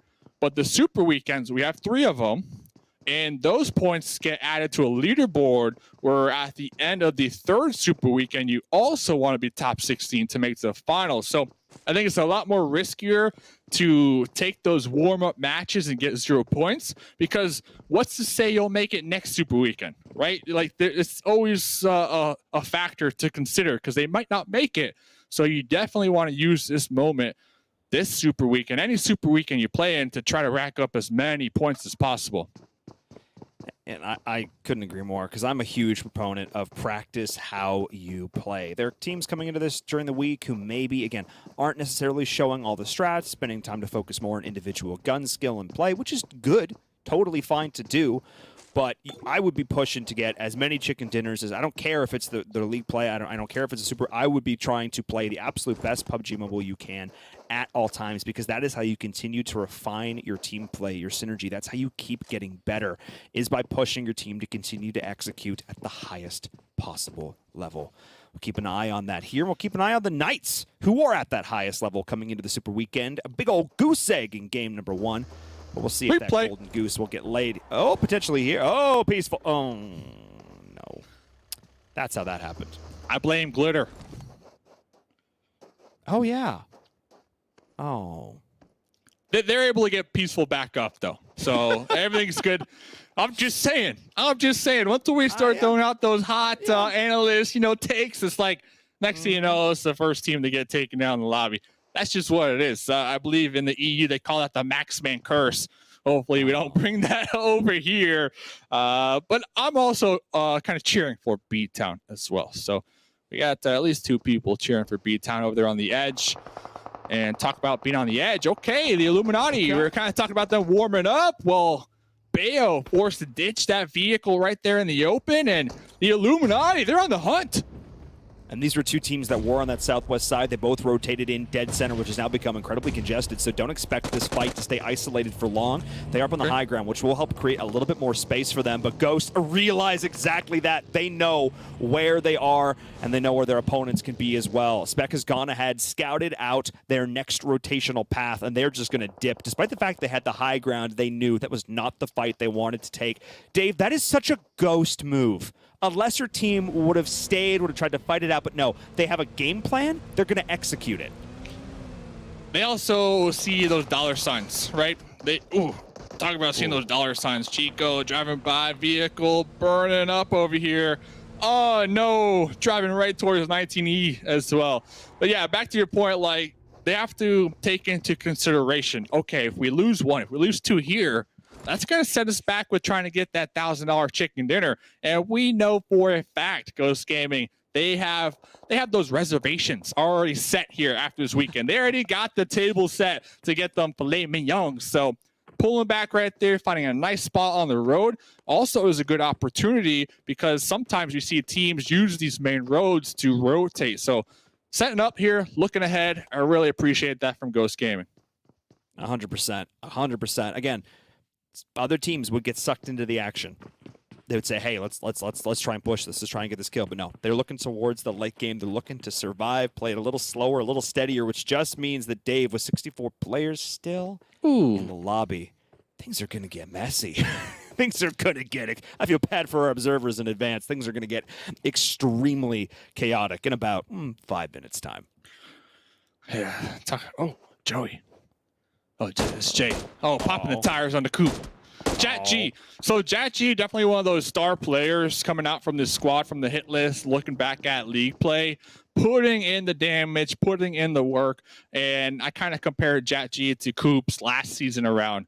I'm looking forward to see what the hit list can do here today in the Super Weekends to really allow Jat G that room to maneuver and really make those pop-off plays and get those kills, get those damage, because I think Jat G is a critical factor on the squad, kind of like what the desk was talking about Coops for the Knights last game. So everybody just waiting to see where that next zone goes. Everybody's pretty center, except for BTOWN and the Panthers. The only 2 teams kind of still playing that edge role, just playing it nice and slow, nice and steady. But for the most part, when I look at this, like, everybody in the middle, they got their feet kicked up and they're relaxing. They're just kind of chilling. They are, but maybe not quite as chill, given how much of a hard shift that was. BTOWN's ecstatic. They're feeling great. All the BTOWN fans, big smiles. Taking a look at that rotation. Picado completely free. We'll keep an eye. Graveyard as well. Power grid. Players can play on the outside. And, of course, that big old mountain right down outside of it. That is going to be a power position going into this next circle right outside of San Martin. Keep an eye on that one as all the teams get in the vehicles trying to find that location like we're talking about. Pro Era, unfortunately, what is the split from Knights? Dave, this is beyond eccentric. They can't even see each other. That's how far away they are. I call that the banana split, you know? The banana split. You got those 3 scoops of ice cream. You got the cherry. They're good. They got Pro Era right between them. So Pro Era, with these angles from Alucard and Chico, they're going to have to be really cautious on when they do decide to pull out, if they do. As, look at this. Yeah, Chico taking some shots at those tires. Those vehicles already smoking up. So, honestly, if I'm Pro Era, like, I don't think you really have that time crunch right now. I think they can maintain this position for the time being. I'm not too mad about it because, you know, all it takes is the next circle to favor them, and they're in a prime spot. So they can just kind of hunker down for the time being and avoid getting knocked. I think that's the play. 100%. Don't overextend when you don't have to. You're still in the zone and not horribly off center as well. A hard shift in your favor could do wonders, which is what Nova is also keeping an eye on as they're rotating on the outside. Ogilvy as well. The Panthers are coming in, but there's Coops getting knocked again. Maybe getting a little bit too aggressive on this one, Dave. They're not just playing possum. They were shooting back through all of it. And, of course, other teams on the outside will be hearing this. 19, Lazarus, Sharks in the water. They think there's an opportunity to third-party that fight. They 100% will. Illuminati still looking towards XSET, but I don't think they can confirm those kills. Yeah, kind of just doubling back onto Coops, the Knights. Like, I don't think they can maintain that banana split for long because you got Ogilvy coming up from the north. You got Nova up there also. And if they spot one of these squad mates like Alucard or Chico out there by themselves in the open, like, that's a knock. And if you get that knock, you're pretty much dead. You're like, there's not going to be a revive. It's just not going to be an option. So I'm really curious to see if those 2 Knight members do decide to regroup here, because it is getting risky. Every minute that goes by, that push is even riskier. Especially because Ogilvy is coming in right now on one of the Knights players. It's gonna be close. They're rotating down to the south. May actually end up being safe. May be able to stay alive. I think that's. Oh, it's not Alucard. It's the one that might be. Oh, it might be Chico. Yeah, you can see them there. As Lazarus and Syndicate getting into a bit of a fight as well. Nova is rotating in too to join in that one. Rin picking up that first kill here in the lobby. Chico is actually the one taking shots, continuing to reveal the position. We'll see if that one comes back to bite them. As Chico playing like they're a full squad, Dave. I think that's interesting. I think they're making noise on purpose. A lone player wouldn't do that. That would be insanity. A whole team must be there, right? Except not in this case. You would think, right? I agree with you. You would think. And I think the split is kind of exactly what Alucard was telling me. I asked them, what's the plan for today? And they said, we want to get more kills. And I think being that aggressive, that spread out, is kind of trying to get as much terrain and intel underneath your foot as possible here. And next zone goes up. BTOWN already in vehicle, strolling on in, trying to avoid the collision with Ghost Gaming. That's going to be interesting. The Panthers, look at them. They're in vehicles, and they're, like, still just hovering the edge. And I don't hate it. Last game, they had a duo. They were able to clutch it out, get some placement points. I think they're going for that same passive play here this game. If 1 or 2 teams can do it, Dave, not too many more, because the rest of the squads are rotating into the middle, which is what we're seeing right now. As BTOWN continuing to take shots over towards Ghost. The vehicle explosion is there. HH24 and Tensa dropping. Huge team shooting from BTOWN. Those are some massive pickups from them. That was exactly what they needed. Ghost now down to 2. Going to try and send it into the city, but oh man, they may be able to find this compound, Dave. This is big for them because it's currently unoccupied. They would not be able to take a fight 2v4. And what's funny is a couple of these teams were already in their positions that they're trying to retake. They were there, and they saw the next circle shift, and they tried to center up, and now they're going right back to where they were 2 circles ago. So very interesting thing to note right there as Glaze trying to blow up that bus from Lolo. Lolo C got in this rinky-dink shack over here, trying not to die. I think that shack is going to definitely serve its purpose, though, for the time being, because Ogilvy, I don't see them necessarily pushing out. I think it's real early on, and with 58 players still alive, all the teams still alive, like, that's just going to be a really risky push at this point in the game. talked about things early on with how teams were playing this. Things are going to get messy. They're going to get chaotic because teams aren't going to want to take these necessarily super early fights. So we're starting to see them happening now. Boring Protocol coming in into Mezexis, who put up 25 points in game number 1. Put up an impressive 13 kills, staring down the barrel of 4 more. Can they keep this going, or can the team that came up 10 places in a single day make their mark here in game number 2? They're looking to try and breach the compound. Dave, the first team to get the opening knock is going to have a massive advantage. But I'm looking at the off angle, the bottom right side of your screen. You can see it there. The lone member of Mezexis, who could offer so much cover. Skizix is going to go in and try and find this first knock. Yeah, and Fanboy is really looking to get that off angle over here. As Born Protocol, they got 3 within the building. Starlight cooking this grenade, getting ready to toss it to the door. But both teams playing this one nice and slow. We're really trying to gather as much information as possible before making that push. 24K way out there as well. So in my opinion, this is like a straight up 3v3. Both of these other players do have quite a bit of an off angle.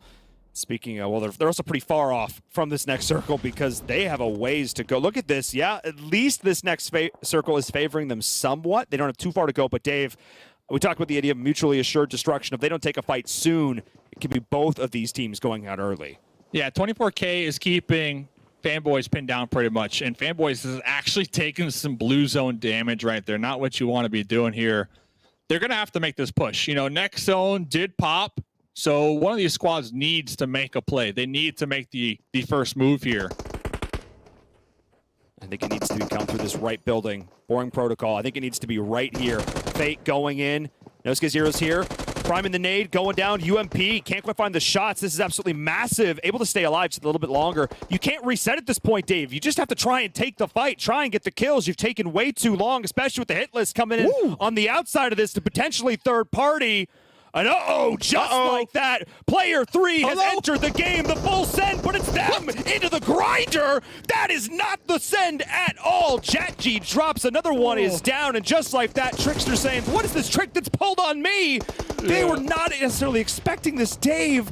This is huge because this is an opportunity for Mezexis to capitalize on the chaos. Oh, the SKS up in the face right there from Starlight. Now that thing packs the punch for sure.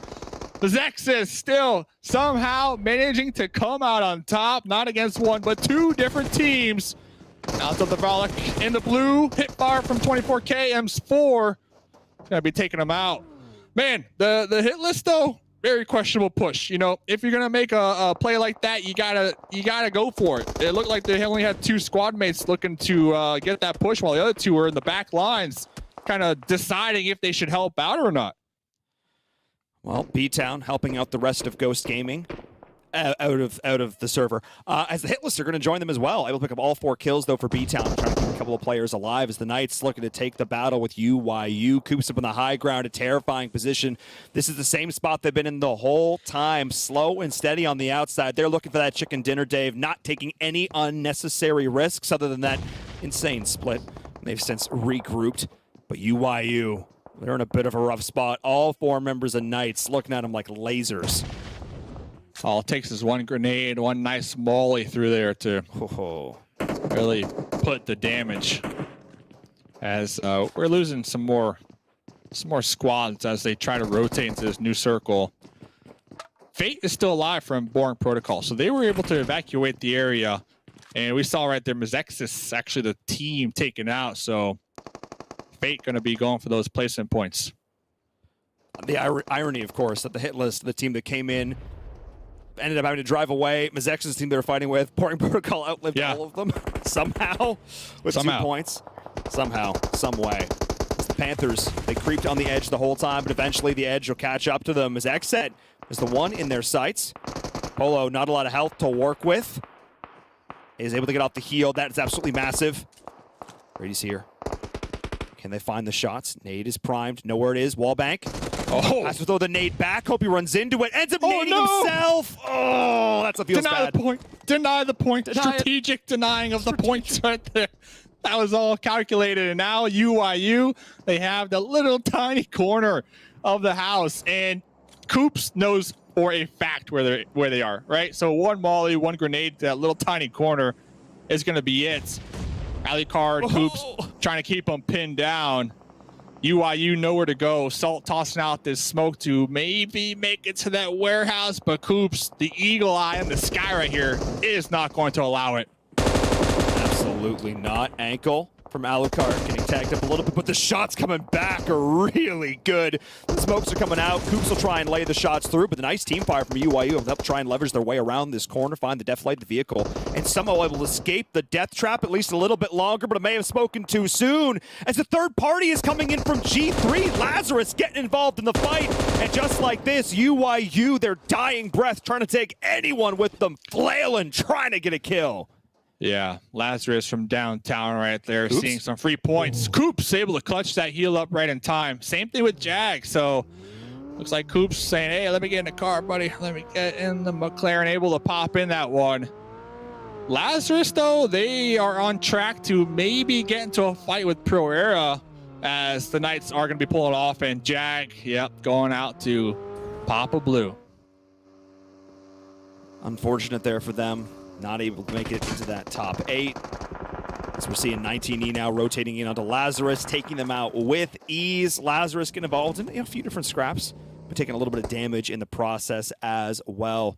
As we see the circle rotating in, Nova was the only team in the circle when it actually shifted. The Knights have joined them, as well as Syndicate. Ogilvy up on the high ground. Ogilvy, once again, Dave, in a really great position, and I believe with all 4 players alive. So this is actually a great spot for them as they continue to push out shots down towards BTOWN. As Pro Era is here, 19 Esports, not necessarily appreciating how close they were. Sam? Oh, no. Sam out here going for some trick shots on the bike. And yeah, Ogilvy, phenomenal gatekeeping position right here. And they are doing just that. They see the smokes, they see the vehicles, they see the players. They don't care. They're just going to be pre-firing through that as Sika is burning on fire right there behind the tree in the open. Done. Now it's up to Lolo. It is up to Lolo and They spot him. nowhere to go. Nowhere to go, but back to the lobby as 4 kills on Ogilvy right here, right now. They're setting up for maybe another chicken dinner. I mean, at this point, Dave, they're one of 2 teams with all 4 players left in the lobby. We talked about how important that is, as now they're looking towards B-Town. Nades are coming in, not quite able to find their mark. Illuminati stuck in a corner. I'm not sure how many teams are aware they're there. I think Syndicate might have some of this intel. Oh, yeah. Dude, Brad knows what's going on. Roughly, saw the head for a second. Oh, that's the send coming in. Hang on, Dave. This is an aggressive send for Mason. Oh, my goodness. I'm not sure if that was the play. Oh, no. I know for absolute sure. Well, hey, they're going to commit to it at this point, sending into the ward vehicle. That's 1 player down. Ace are going to try to survive. No, they did end up thirsting the kill. The shots come through from Salty. Beautiful play with the UMP. It all comes down to the last member, King. Last one standing for the team. Ogilvy's behind, but the Molotov! Burn him right out. And that's it. That's the team down. They lost 1 player in the process, Dave, but they picked up 3 kills. Talk about the commitment right there. I think it paid off. I think, 3 points definitely matters right there. And the other 2 squad mates holding down the North, and they will be able to connect and find the solo from Boring Protocol. So that's another point in the pocket of Syndicate. Being able to take out 2 other teams and pick up 3 kill points for Huge. 1 player, huge. Absolutely a net win. But Ogilvy, hang on. Maybe overstepping a little bit as the Knights are coming in. Chico does drop. That looks to be a trade. Ogilvy, they have a player on the outside playing scout. The rest are grouped up. Is Syndicate potentially going to get involved in this as well? Yeah, that's Khan up on the high ground, continuing to relay information to the rest of the team. But the nature of this building, Dave, is such that they can't necessarily get too involved in these fights without also exposing themselves. Yeah, Ogilvy, they definitely need to maintain their awareness on Syndicate's position instead of tunnel vision onto the Knights right here. So Khan in a very difficult spot right now. Yes, they are dead center. Yes, they have some hard cover, but there's going to be multiple eyes on that shack. So I don't know if they can really help their squad mates, honestly, because once when they peak, you have to assume that's going to be them taken out. It's going to be potentially rough spot here. As we're taking a look at this circle, doesn't really favor either of these teams, any of these teams, as they're getting danger close right now. Coops was spotted there. Not so looking to get the nade through, cooking it. Both are coming through at the same time. Can they get out? Yes, they do. Neither player goes down. 2 ships passing in the night, or more like 2 grenades. It's like both those grenades. Oh, no. Forgetting these angles here. Traded. Yep. Oh, they got the trade? Chico went down as well, I think. No, he's still up. Never mind. Kill feed completely lying to me. As we're seeing multiple things happening here. Ogilvy now need to try and survive through this con with the smoke. Can't do much, and this is it. This is the opening the Knights needed. Got him. Xenox doesn't win the 1v1. That's not something that you expect to see. This is an absolute star player. We've seen them take down so many teams before by themselves. But that is a huge handicap for Knights now, not having that third player forced to play with two. Yes, they get the kills. Yes, they get the placements. But Dave, they would have loved to still have three players staring down three players of Syndicate. You jump in front of an Uzi, you're going to be gone. Chico slowly crawling up to that shed. As there goes Nova YDD taken out right there. 3 teams to go. Syndicate, 3 up. Numbers advantage right now with those 9 kills. Chico is trying to take out Khan. They're right on top of each other in those smokes. Khan hears it. Now the nades are coming in. Able to survive. Great usage of the smokes. I think they're bouncing them off the ledge and the windowsill there. Yeah, just right out the door. This allows them to play around the hard cover of the walls, deny the nades. As the trade does come through, I believe it was Coops. Might have been able to pick up that one. Syndicate will be able to get the revive, though. But this might create some space for Knights to rotate in, but Salty's got eyes on it. This is so tough for Knights, especially taking nades from Khan.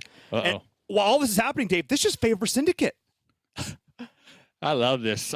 Chico is just smoking the shack, so Khan can't see anything. And this is going to allow Chico some time to get those meds off. And that's exactly what they did. Khan's position, yeah, you're in a shack, but it's useless right now. You can't see nothing. So Khan smoked themselves and then also got smoked by the enemy team. So it's like, yes, I can survive, but I also can't do any damage. But Syndicate can. As they get the first knock there. Chico is all by their lonesome in a 3v1v1, but these 2-1s are not necessarily so friendly.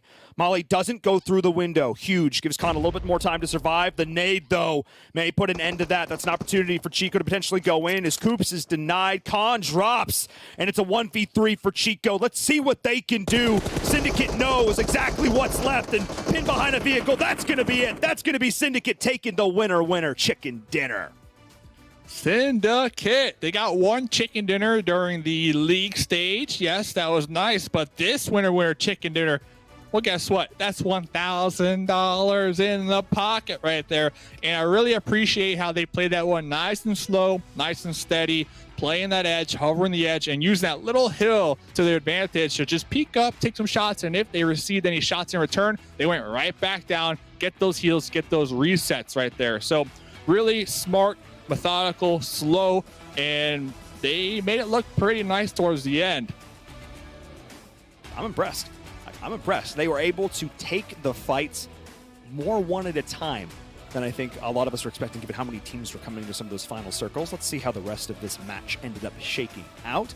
I feel like there were a couple squads who went down off camera because there was a decent amount of action happening there at the end, but it was a lot of really cool isolated battles where teams got to test their mettle against one another, and the Knights did end up coming in, stepping up, but with 11 kills for Syndicate as well, Dave, that methodical play really paid off. Definitely. That's huge for them, you know, for not only the confidence, you know, because think about this. This lobby is stacked here in Virum. So to be able to come out on top against the Knights, against Ghost, against 19E, that just puts that wind right back into your sails moving into the later half of today. Let's check out page number 2. Maybe some teams who are going to be stalling out there in the ocean with no wind in their sails. The Hitlist, Ghost Gaming, and XSET. Not looking too hot right here in the first 2 maps. Yeah, I'm kind of surprised because Ghost Gaming was one of these teams we know they can do quite well on Miramar. We've seen what the squad is capable of. I complimented their rotations early on, but it just seemed like they were not able to get a foothold. They were constantly on the back step. Mezexis ended up doing okay, able to pick up those 4 kill points. The Panthers as well, a little bit slower on their end, able to pick up 5, so not the worst thing ever, but for those squads down there at the bottom, UIU, Pro Era, and the rest, not necessarily ideal. But Dave, it is still somewhat early days here. This is your first Erangel, your first Miramar. Shake it off. Shake it off. And you know what? Ogilvy, consistent so far in the first 2 games. So let's check out round MVPs. You gotta tip your hat off to that squad so far. Whatever they are doing today, continue to do that. Because compared to league play, it's, in my opinion at least, night and day. So checking out here, top 3 players, Lan from the Illuminati, Chico from the Knights, and then Brady from the Panthers. Yeah, I mean, solid across the board for all these players. Chico, I think the best balance of the 3, 5 kills, decent damage, and again, surviving all the way to those final, well, I guess the final seconds, because they were the final player eliminated there at the end. But again, no crazy 1,000-point damage game here, Dave. These players, again, the team play is still very much a factor, and we have yet to see one of those truly ridiculous pop-off moments. Yeah, you got Chico looking swole, man. Been hitting the gym right there with them shoulders. And if you want to look swole, talking about looking swole, well, PMPL 2021 Fall Special Crate is now on sale. Just go back into the game, PUBG Mobile Store, and get it. Get that outfit. You could wear the same outfits that the pros use. You could look as swole as Chico. Why not? You know, why not? No reason not to get it. So, ladies and gentlemen, that was Miramar in the books. We got 3 more games to come here tonight. Don't go nowhere. More PUBG Mobile coming up right after this break.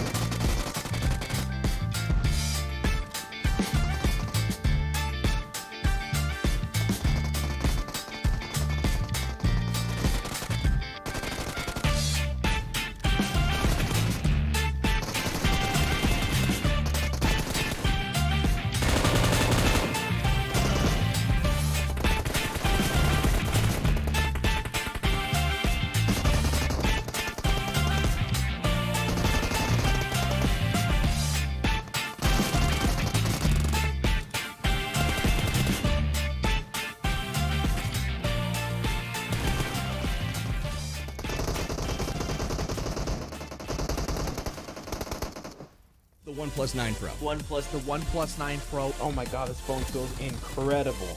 The best processor, 120 hertz, 12 gigs of RAM, and a Hasselblad camera. What more could you want? The HyperTouch on this bad boy is phenomenal. The best model of OnePlus phone I have used to date.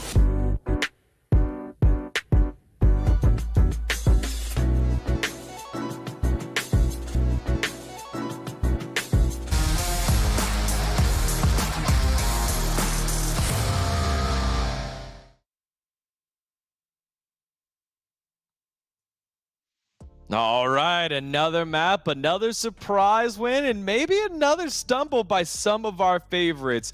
We're gonna break it all down after we get through a little bit of the business here. All right, everyone. None of this tournament, none of these upsets would be possible without the OnePlus 9 and OnePlus 9 Pro, the sponsorship of OnePlus with PUBG Mobile, with flagship performance, 120 hertz display, and technology made for gamers, just like Hypertouch, the OnePlus 9 and OnePlus 9 Pro, is your best shot at climbing the ladder. Make sure to go get your hands on it and get some of that technology in your hands to climb.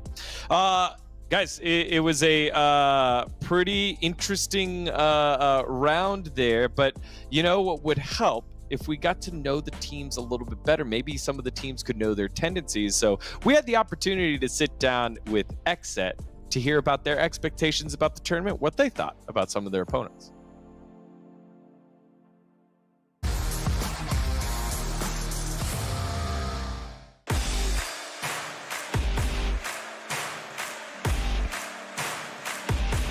So J7, let's talk about the challengers coming up in PMPL.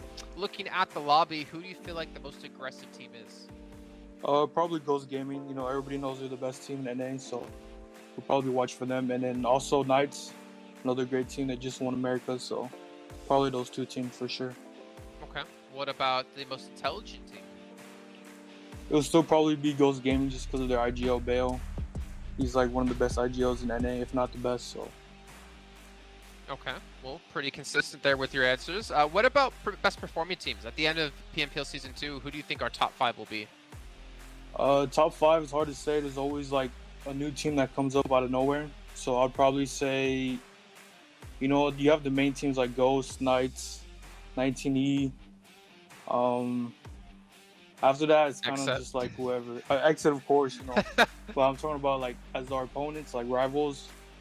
Yeah, it's hard to say. There's a lot of teams coming in from PMCO, so there's usually like 1 or 2 teams from PMCO that do really good. Okay. Like, well, on that note, good. then, who do you think's gonna do well from PMCO?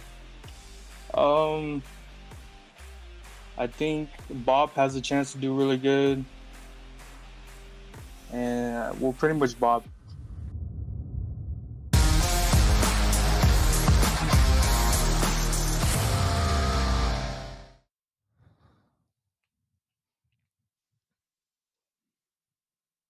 Well, you got to hear some of that from J7 there of XSET saying, yeah, we kind of know who some of the top teams are. Well, those top teams are struggling as we take a look at the scores from the last round there.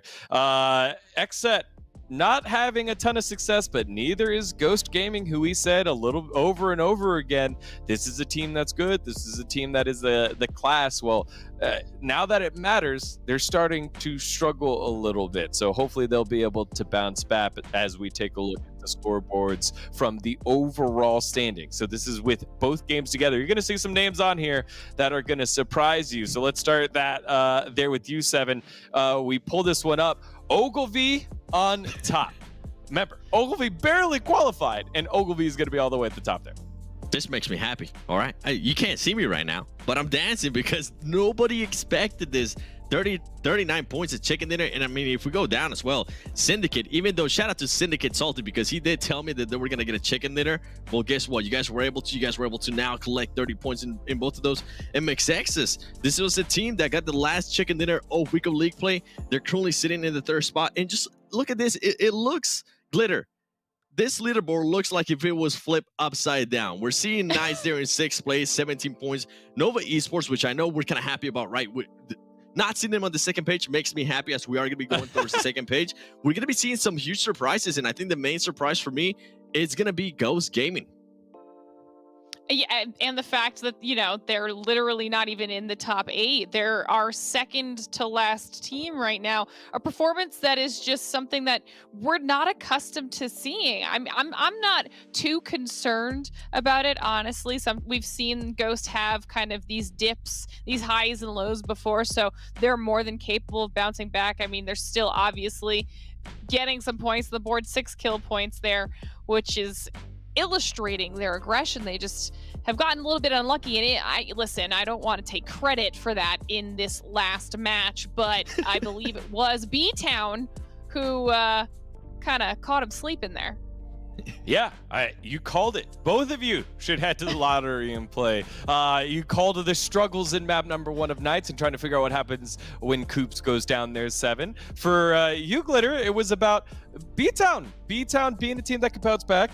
They didn't do well in game number 1. They took out one of the best teams, undisputably one of the top 3 teams in North America, straight up in a gunfight in Ghost as we take a look at these damage numbers here. Glitter, what did you see from that last match? Because we've got 2 great back-to-back. Okay, now there was a lot actually that happened in this match. We were all kind of talking about it. Look at these numbers across the board, okay? I mean, yes, Knights is up here with over 1,600 damage, but Syndicate, a squad we had asked whether or not they were going to be able to kind of bounce back after the, one solid performance during league play. Illuminati, 7, almost matching the damage. Ogilvy, our top performer right now. Panthers is a team that was also kind of middle towards the bottom. Like, what? You said it. Looking at the overall, everything feels like it's flipped on its head right now.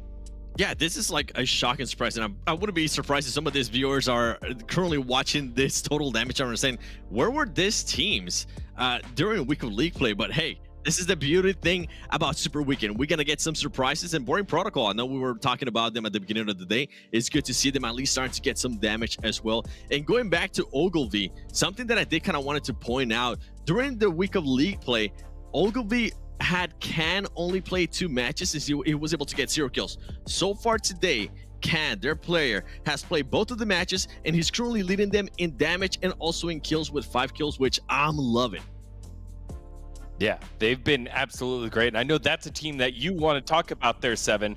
Ogilvy has been the class, the surprise, and it's one of those questions of, can they keep it up, right? Whenever you get Cinderella at one of these competitions, it's like, man, you really want to see them do well, but is the clock going to run out on them? Is this story going to get to continue? Well, Ogilvy, let's celebrate their first couple of games so far with the Ogilvy stats, because they have been going up against some of the best in North America and making the right decisions too.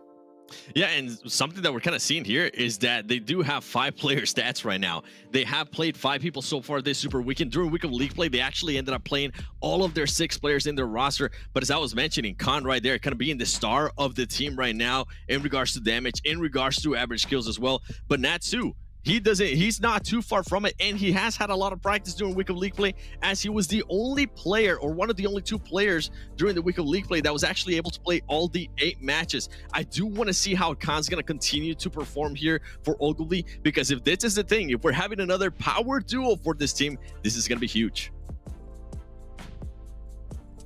Yeah, definitely will. I mean, take a look right there. It's relatively spread across this whole team. It feels like it's been a team effort so far. Khan kind of leading the way for this squad. But again, it just kind of feels like they've got lightning in a bottle, been able to have some solid reads here. So we'll get to see if they're able to continue to keep it up throughout the tournament. And again, maybe gaining some fans along the way are Ogilvy. 5-man rosters. We see it utilized every now and then, but most of the time we're used to 4. But when all 5 are clicking their glitter, it's something else. What I mean, absolutely. We even saw, I think we kind of snuck it in at the end, but we saw Vayne have a really, really nice play up against Knights in the very end of our last match. He was one of the reasons that they were knocked down to 2 remaining players. So we're seeing every single one of those players really stepping it up, and generally this is a very nice way to kick off Super Weekend for Ogilvy. Yep. Yeah, definitely will be. And if you want to hop in the conversation, if you're a new fan of Ogilvy, of Syndicate, the last 2 that got the chicken dinners, use the hashtag PMPL on your social media to get into the conversation. Let everyone know how big of a fan you are. Use that on Twitter, Twitch, Instagram, YouTube, Facebook, wherever that you watch and subscribe to your information. Use the hashtag PMPL. Hop on in. We'll be there. We see it. We'll read it. All right, y'all. Let's go ahead and take a look at the map schedule as we move into map number 3. It's the halfway point, back to the calm and comfortable Erangel. Erangel will be the map here. No one has to sit out because we only have 16 teams here. And so this is a kind of like a new reset here. I mean, for a lot of these leading teams, they're so used, so comfortable to being on Erangel. Will they be able to keep it up?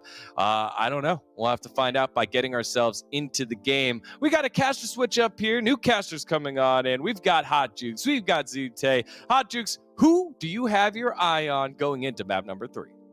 Whoo! What's up, D-God? Man, I gotta be honest, I don't even know anymore. I don't know who's gonna win this one, dude. I mean, Ogilvy coming out like crazy, Syndicate, dude, Zute. I mean, here's my what? 2 cents. Here's my 2 cents. Hot Juice. It just goes to show right now. Like they mentioned it on the analyst desk. It looks like the tables have been flipped. We have Ogilvy, Syndicate, and Mezexis on the top right now, and some of the top teams towards the bottom. It just goes to show like these teams, they may be inexperienced, but their gun skill, something that NA is known for, their gun skill is on point. Ogilvy and Syndicate both have 14 kills. We've only played 2 games. That's 7 kills per match average. Mezexis, 17 kills. That's like 8 kills per match on average right now going to game number 3. And so you see Ghost Gaming, right? They have 0 placement points, 6 kills. It just goes to show, like, if you take fights with these teams and you don't get your rotations in where you want it, you're gonna get punished. And Ghost Gaming right now, they're definitely getting punished for it. bro, they're second to last place after 2 matches here. When $1,000 is on the line for every chicken dinner, that's absolutely insane. But regardless, all the Ghost fans, you know, put some hype in the chat for them. Hopefully we can see these guys rally. We definitely know their potential, but I mean, now it's the time when it counts. And it's going to count even harder here as match number 3 is finally underway. And we're going to Erangel. Let's get it. Let's get it. But Zute. D-Gon asked me who I think the winner's going to be, and I can't cop out. I got to pick one, right? Okay, yeah, go ahead. I'm going to go with Boring Protocol, dude. Why not? Bop. Boring Protocol? Bop. All right. Bop. I want to see them, I'm going to go... I'm going to go with Nova. I don't think Nova has yet to secure a chicken dinner. I might be wrong, but from memory recalls, I don't think they've yet to really secure a chicken dinner so far. And I think with this match, we're back on Erangel, something, you know, map teams are super comfortable with. I'm looking towards Nova. Okay, real tough pick there. You know, I think Nova, I'm just kind of going with the theme of the day because seeing the teams that are at the top, I mean, who knows, right? Anybody can win one of these games. And we're going back at Erangel, so this is definitely the tried and true map for these squads. So this playing path going the way it is and the way the day has started, dude, I'm just like, everything just feels like a coin toss at this point. What's up is down, down is up, and it's all about to see who's going to be up on top today. Yeah, the playing path looks pretty normal, but we've had like some really normal playing paths all the games. And then like the way that everything plays out, definitely far from normal expectations. And with this circle, I mean, we got a 50-50 here, Hot Jukes.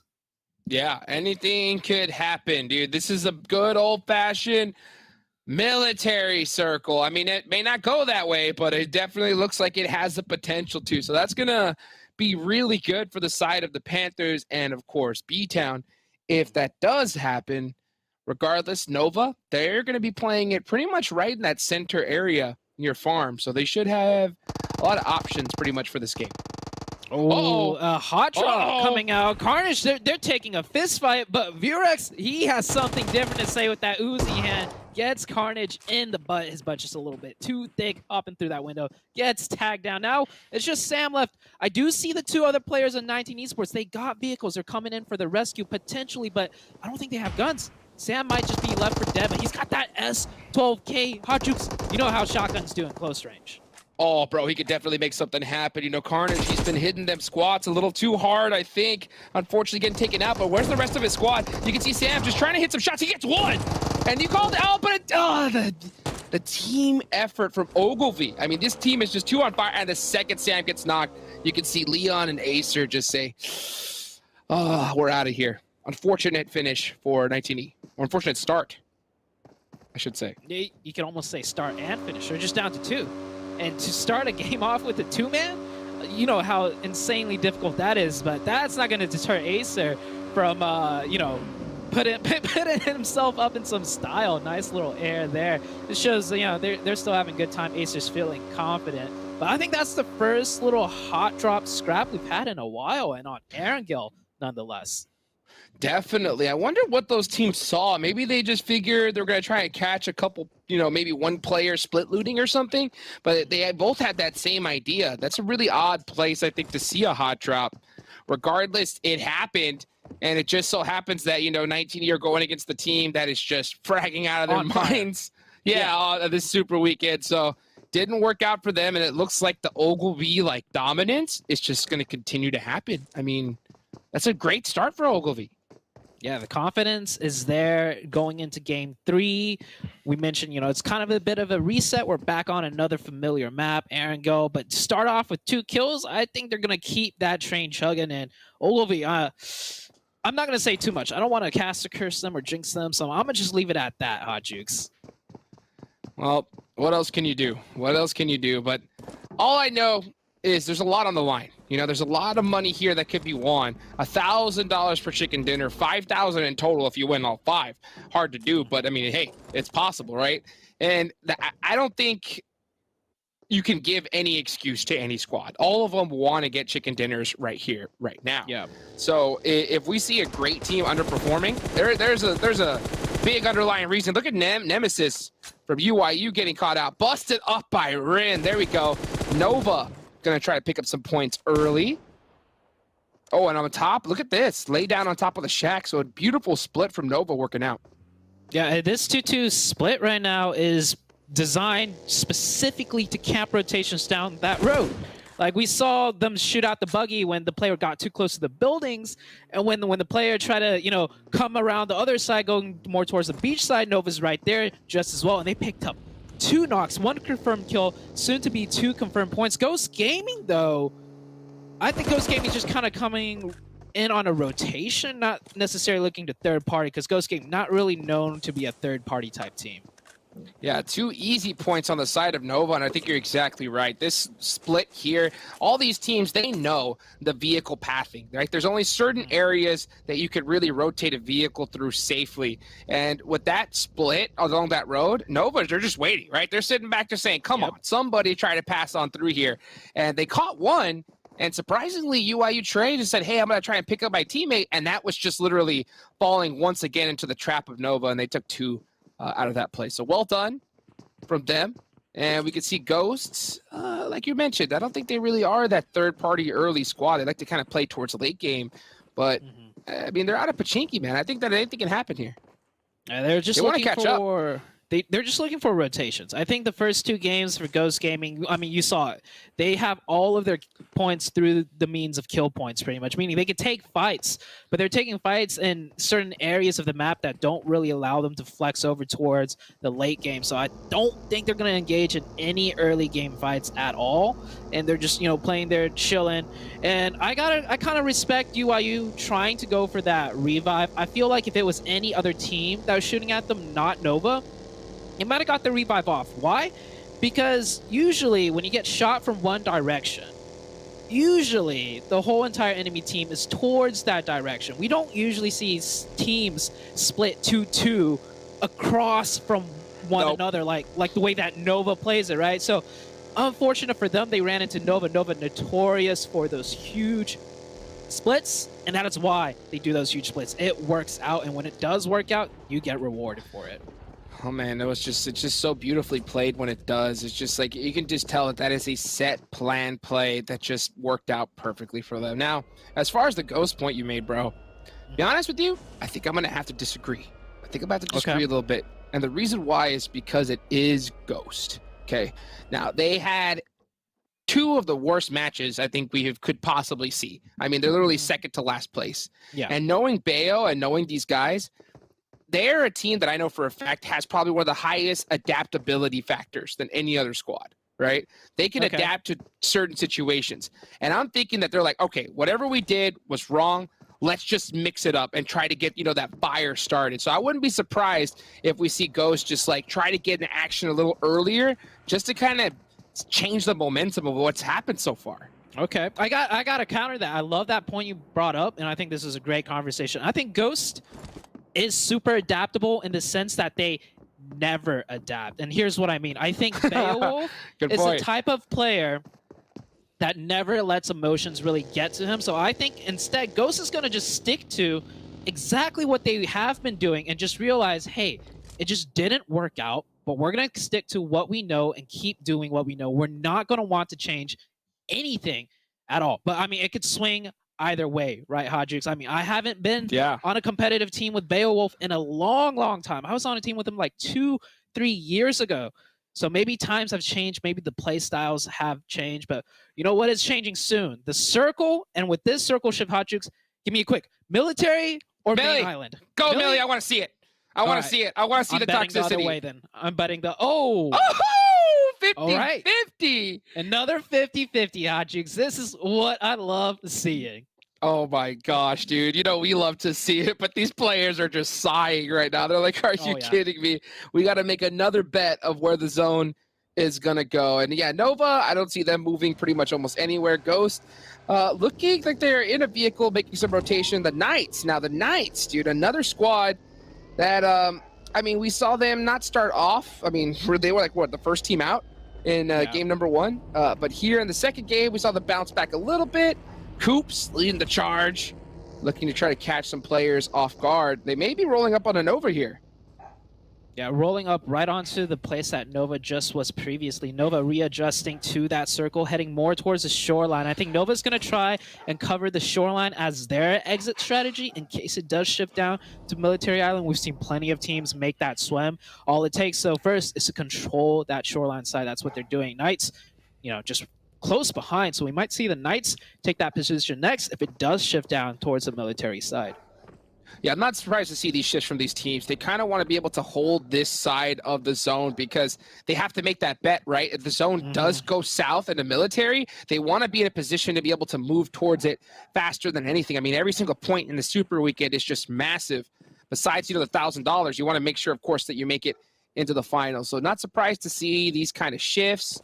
Ghost, looks like they got eyes on Ogilvy, possibly trying to catch them. Let me ask you this. Let's say a Ghost gets a knock right here on Ogilvy. They pushing? No, that is not. No. Okay. Ghost. I agree. Ghost, but I'm just saying, if they do, then, what's going on with Ghost? You know what I'm saying? Oh, yeah. If they push off of one knock, Ghost is changing up their playstyle 100%. You know, I think Ghost may not even push off of 2 knocks. Like, that's just, I don't want to say passive they are, but that's just how controlled they are. They're a team that just plays controlled, and if they get the knocks, don't get the flushes, fine. So be it. We have you pinned down. We have you within our control. We'll deal with you if we actually need to, but if not, we're going to just keep playing our game, right? And I really like Ghost's position, by the way. That position gives them information on the bridge. They see the team camping the bridge. The second that circle shifts to military base, they got one player eyeing the bridge. Okay, that team is leaving. That's our cue to follow right behind. So even though they don't have direct access to the bridge, they still, in a way, have access to the bridge and across the military island. Yeah, and to give you some perspective to the viewers, I think the major reason why, like Zute is saying, like, you know, don't push, or they wouldn't push, is the fact that it's still so early in this circle, and around this time, if they do push, considering how many teams are surrounding them, the third party potential is through the roof, right? So even with 1 knock or 2 knocks, they push, they risk getting third party. So I mean, it's a big kind of coin flip on what the decision may be. The BTOWN. Bridge camp. Yep. Camping that east side of the bridge. There you go. You see it on your screen right now. Even though that side is barely in zone, you see 2 teams trying to maybe make use of it on the next shift. You got Illuminati and Mezexis on that eastern side. BTOWN, knowing this, have set up a really nice camp. And Grave right there, he's also camping another... Okay, there we go. All right, Hot Jukes, take it away. What's going to happen here? A lot of people are going to die, Zute. A lot. This is a horrible shift for every team on the north side, which is majority of all the players, pretty much almost every single team in the game right now. So the Panthers are going to have a really good position. They're going to have to play very strong right now. I want to see them play aggressive and try to catch some points of all these teams rushing their way in. Look at how many squads instantly are starting to send it down the bridge. It looks like the hit list are going to be the squad bridge camping this side. And they're looking down the way, but they need to turn around because here comes Ghost. Yeah, I mean, if you just go. Like, the Panthers, they left. Which, I mean, I respect the fact that the hit list is doing their due diligence and scouting things out. But, I mean, Jat G. We talk about Jat G being such a star player for the team. He gets caught out. Now, I don't know if Ghost wanted to take those shots, because right there, with those shots, now the hit list is set on capping them. And we got Lazarus coming in from behind on Ghost. This is why bridge crossings are so complicated and so messy. We got Ogilvy behind Lazarus coming just as well. And this is that timing, right? You have to decide when do you want to make this kind of play. Ghost thought that they were doing it earlier than any other squad, but the Hitlist beat them to it. That caused a little bit of a delay for them, and with that delay, Lazarus coming up on behind, just pressuring them even harder. So this is going to be a tough, and I mean really tough bridge cross from Ghost. I wouldn't be surprised if we see them try to just jump out in the water and send it. It's now or never, right? The longer you take, the less time you have to swim. And meanwhile, on the eastern side of the bridge, BTOWN is camping out XSET and the Knights. So there is double bridge camp casualties going on throughout this map. And here you see it. Knights try and come in from behind XSET. BTOWN camping down XSET. You see one of their players of XSET already down in the water and swimming. This is not a fun game for any of these players by any means. This is a worst case scenario. You can see Jay hitting that swan dive. I love that we saw Spec smoking it out before he even jumped down. He wanted to set up this play that's coming up here. HH24 gets caught out in the open trying to get the off angle. Spec really needs to try to make something happen, and he's not. Ghost Gaming eliminated, bro, in 15th place. What is up with Ghost? It's not the fact that they just eliminated in 15th place. It's the fact that in game 1 and game 2, they've been getting out early. That's 3 games in a row. That is very unlike Ghost. I don't know how I mean, the circles have been absolutely wild, though. So, yeah. It's I mean, kind of the thing circle. Is this. But it's a tough shift, right? It's a tough shift for Ghost, regardless. But I think that if anybody could make that shift happen, it would be Ghost, I think, in my mind. So to see them still continue to struggle regardless of the situation, it's just really surprising to see. Yeah, you'd expect Ghost to maybe be one of the teams here, right? We see nice knock. Ooh, headshot right out of the car. If you're not fast enough to go, usually Ghost will pick up the kills, but their Ghost just kind of threw themselves away. And once again, tough situation, tough circle, so I'm not going to emphasize it too much, but these other teams, we got Lazarus, 19 Esports, deep in the blue, and the next circle has shifted out and shifted over toward the eastern side of Military Island. Yeah, Leon's in huge trouble here. The zone is really starting to chunk him down. He's going to try to hit that first aid. He's going to have to full send it. Not to mention with the zone, with the hard shift as well, anybody that's on this side of the map, they're going to have a tough drive to get on in. They have to move really far down. Leon's going to have to full send it at this point if he wants to have a chance of surviving. Oh, and he falls down! Oh, jeez. Oh, man. I think Leon was trying to do the thing where you launch off under the railings because he was worried about another person camping in the blue.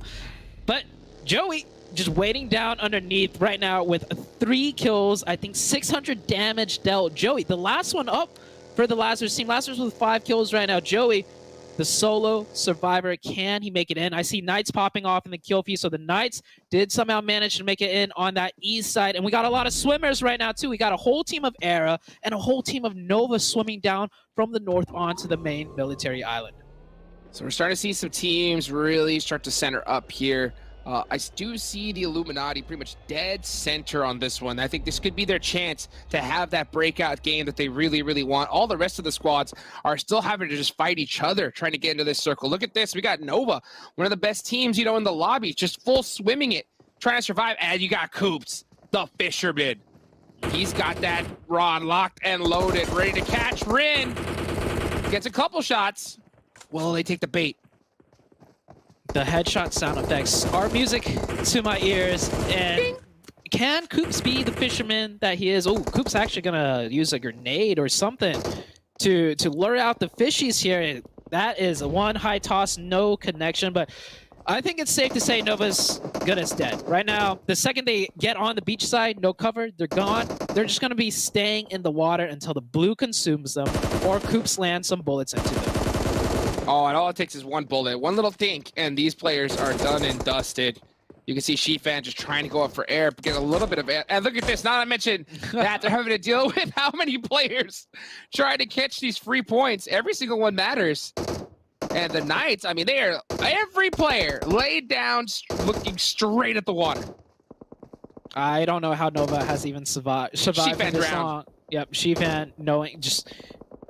I'd rather drown than give away a free point too, right? You are competing against these players. Any point denial is a good point denial. And Nova, man, I never thought I'd see the day of a Nova as a 4-man team as hopeless as can be as we see here. I mean, nothing they could do, man. This is the worst feeling you can have as a competitive PUBG Mobile player, is the fact that you just can't even shoot back. You're just trying to survive, and you get taken out in the water.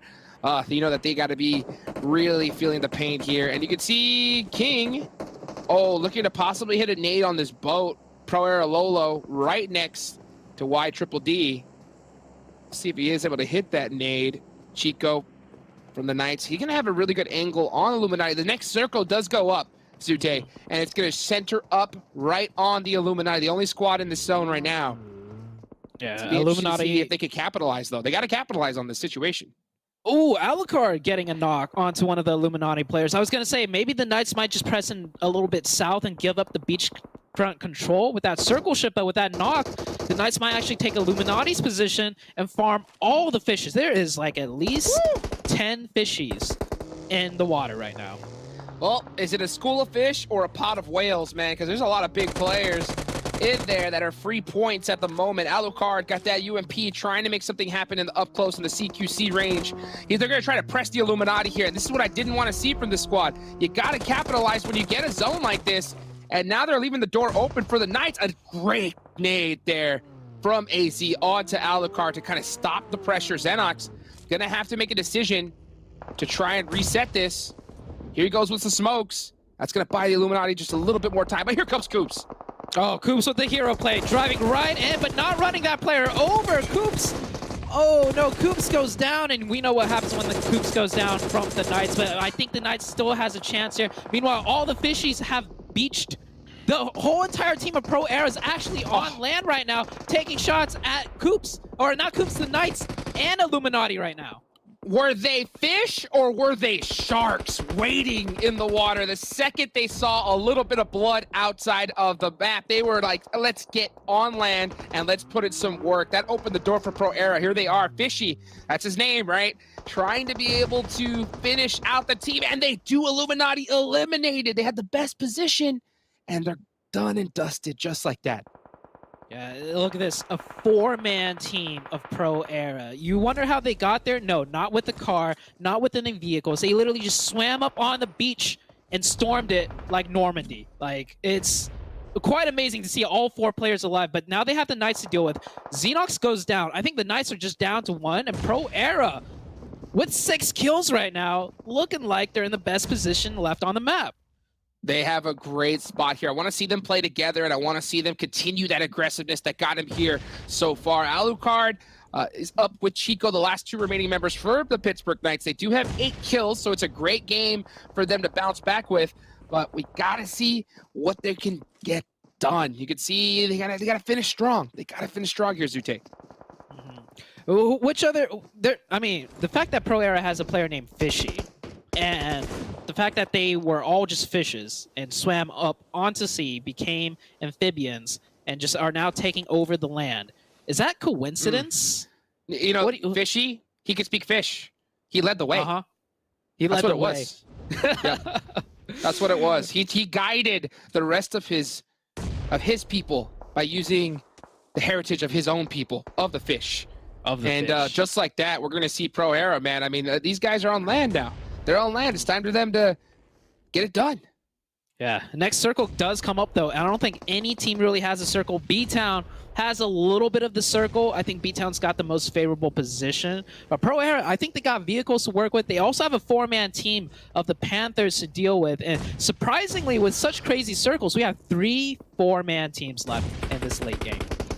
Here's the problem, though. You know, you got Fishy from the water, and you got the Panthers from the land. But right now, it looks like they're going to be able to get some good trades back and forth with each other. A great nade onto Seagut from the Panthers, and the run over.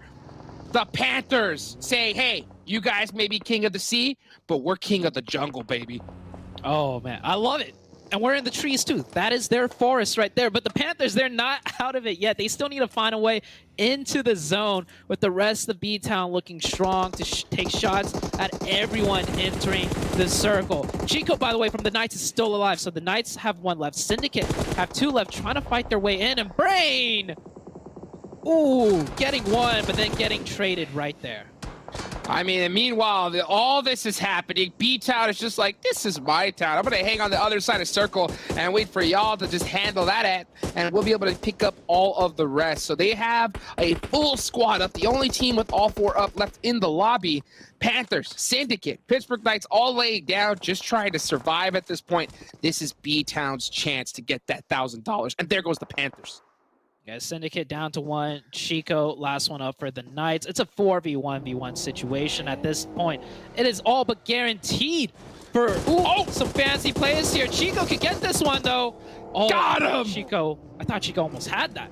But, okay, 4v1. BTOWN, I love the aggressiveness. They are going all out. They're not looking scared at all. They realize the advantage they had, and they want to close this one. They want to close this one in style and fast. The plays, and now you can see Grave just driving around. He is going to find Salty, gets the last finish, and well executed from BTOWN. Glitter, I mean, what is going on here? The desk with the calls today. On point. They just got, they know something that we don't. And I mean, I guess that's why you call them the analyst desk, right? They must be analyzing something. Glitter, you know, call them that one. But hey, 3 games down and 3 chicken dinners from 3 different teams that, you know, we weren't really quite expecting. This is quite a start to the Super Weekend. Do you think this is what it's going to be like for the rest of the Super Weekend, Hot Cheeks? I have no clue at this point. I mean, what is going on? I mean, I called Bob to win that one. Yeah. And BTOWN was 1 rank below them here in the Super Weekend so far. So, you know, I was a little close there. But Glitter nailed it on the head. I don't even know at this point. We're seeing the top teams get taken out early and some of the squads that were struggling in the regular league play just coming out on top here. But let's go ahead and take a look at the round rankings overall. You can see here match number 3 of today. BTOWN, 21 points in first place. The Pittsburgh Knights in second with 18. That's a good finish from them compared to how they did in that first match. And then Syndicate, another strong performance from Syndicate. And also Ogilvy up there with a 5th place finish with 12 points. That is such good consistency out of Ogilvy and on such crazy circles too. And Knights, they're not having like a huge, you know, chicken dinner and stuff and huge games, but they're making it in towards the very end on the last 2 games right now. Things are going to start getting squirrely here if we start seeing the teams that we're seeing here on this list. I mean, we see Nova with only 3 points in 9th. XSET, another team, the Hitlist, definitely are a high-skill squad. Mezexis, Ghost, 19E. I mean, it is insane to see how many killer squads are on this list. And I'm going to be honest here, Zoo. Yeah. Dude, if we see these teams have this bad of a day, you're going to leave the door open and start getting hunted down. I remember HH said, like, oh, we had a good game because they didn't want to mess with us. Now you're messable with, you know, like after today's performance, I guess. Yeah, it's crazy. So Ghost was second last. There's a chance they might be last, but let's take a look at the people that fragged out this game. We saw Joey on screen for a little bit, and here we see Joey once again, 806 damage, 4 kills. And a player out of Ogilvy, Verrex, 6 kills, 754 damage. And of course, Chico, you know, surviving it, snaking it in, and definitely putting in a lot of damage there. That survival time just coming so huge. And Joey, love to see the man, the myth, the legend, dude, show it up here in the Super Weekend where it counts. Guys, we still got a few matches left for today, so don't go anywhere, and we'll be back right after this short break.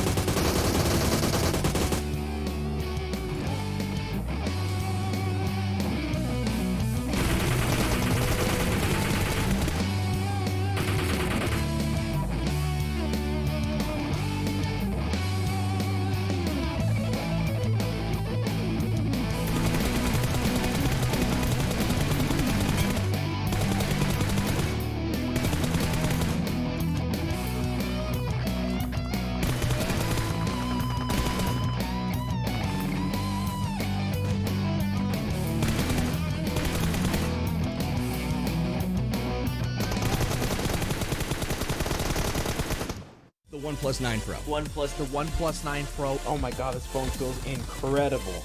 The best processor, 120 hertz, 12 gigs of RAM, and a Hasselblad camera. What more could you want? The hyper touch on this bad boy is phenomenal. The best model of OnePlus phone I have used to date.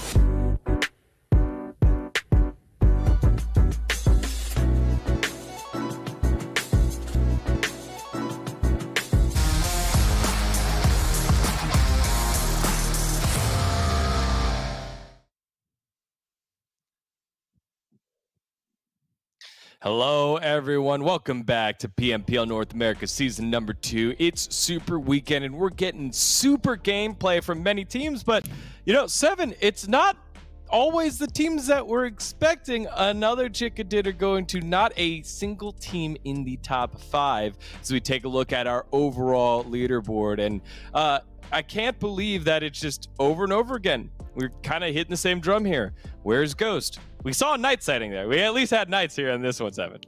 I'm telling you, they decided to flip it upside down. I don't know what happened on that day of a break that we had, but all of the teams that we really weren't expecting them to kind of perform here on the Super Weekend, they were like, you know what? Let's prove them wrong. Let's actually show up and start performing. BTOWN. I mean, we've been talking about this team since the tournament started on the first day. We were saying they are the PMCL winners, Glitter, and for them to be able to get a win here on the Super Weekend, I think it's huge. Now, going to some of the other teams, Ghost Gaming, if I'm not mistaken, they're currently sitting down in absolute last place, which that's a huge surprise. We're talking about betting. I'm a betting man. If you would have told me Ghost Gaming was going to be last after 3 games, I would have told you no. I would have told you you're absolutely crazy. So definitely some surprise so far this weekend. Yeah, there definitely has been as we take a look at the overall leaderboard. To explain that surprise, on top, who is it? Surprise, surprise. Is it Ogilvy? Let's take a look. Bam. Ogilvy. Syndicate. Again, even though they didn't have the greatest game, still found a way to get double digits, 12 points. Knights, Panthers, and your boys BTOWN here, Glitter, in 5th place overall. Yeah, no, honestly, they're moving up the ranks. Syndicate's slowly chipping away at that lead that Ogilvy has. So we're definitely going to end up with some different standings, I think, by the end of the day, now that we're officially like past that halfway mark. Rounding out the top 8, we've got 19 Esports and Nova down there at the bottom. But I mean, it's nice to see Knights bouncing back at this point. I will say that. Okay, they had a rough first match of the day, bounce back in games 2 and 3. They've got a couple more now to see if how they're going to close out their day. But the remaining page of our rankings here, I think that's where a lot of the big surprises are, Seven.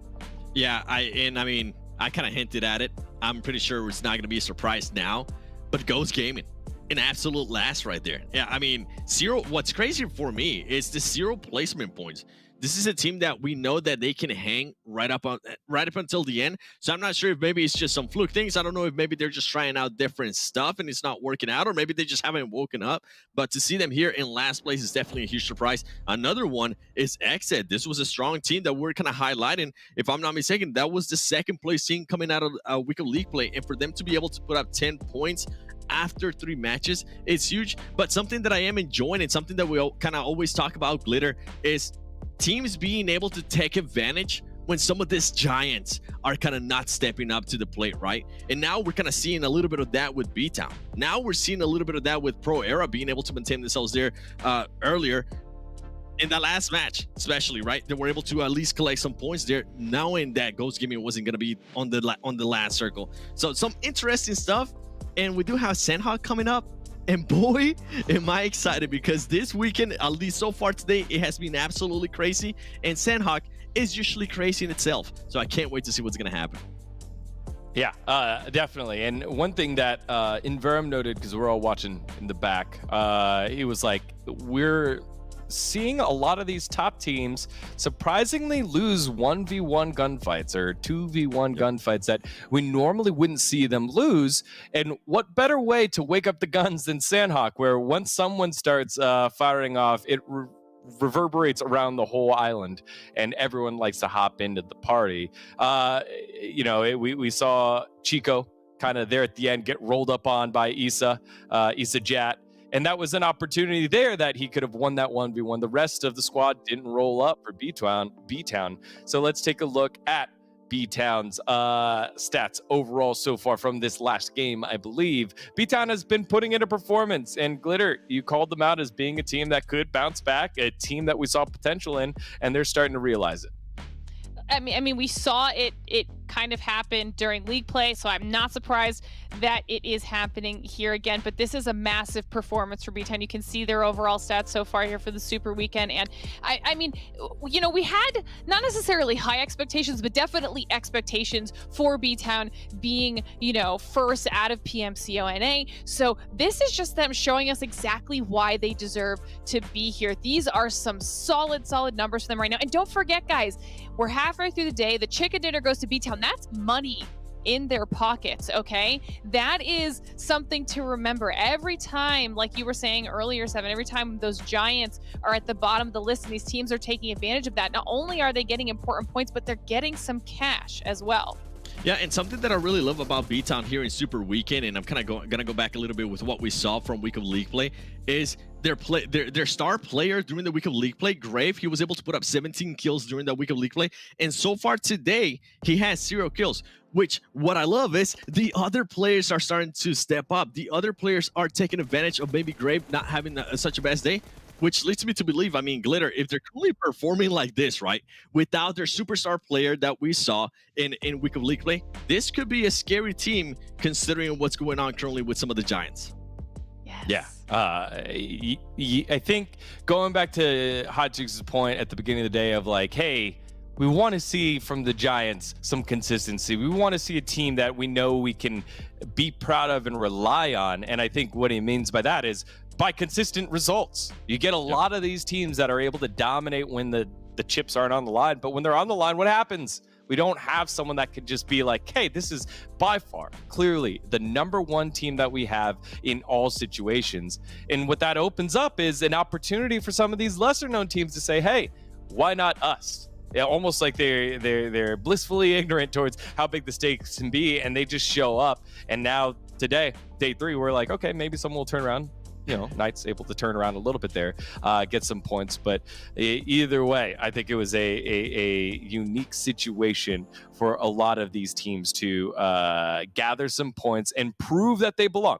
Prove that they belong here. All right. So, you know where you guys always belong? In social media with us, using the hashtag PMPL, Twitter, YouTube, Facebook, Twitch. I think I got them all. Instagram, there we go. Use the hashtag PMPL to hop into the conversation, talk about your favorite teams or the biggest plays, and catch up on all the action that you might have missed. Hashtag PMPL, wherever you use your social media or your streaming platforms. All right, we got a little bit of time here before we get into Sanhok. So, Seven, you're excited about it. I know I'm excited. You're excited about it. Give me your one crazy prediction for Sanhok. Ghost Gaming's gonna win. That's it. I'm gonna leave it at that. All right. Well, that is crazy given the way the day has worked. Glitter, how about you?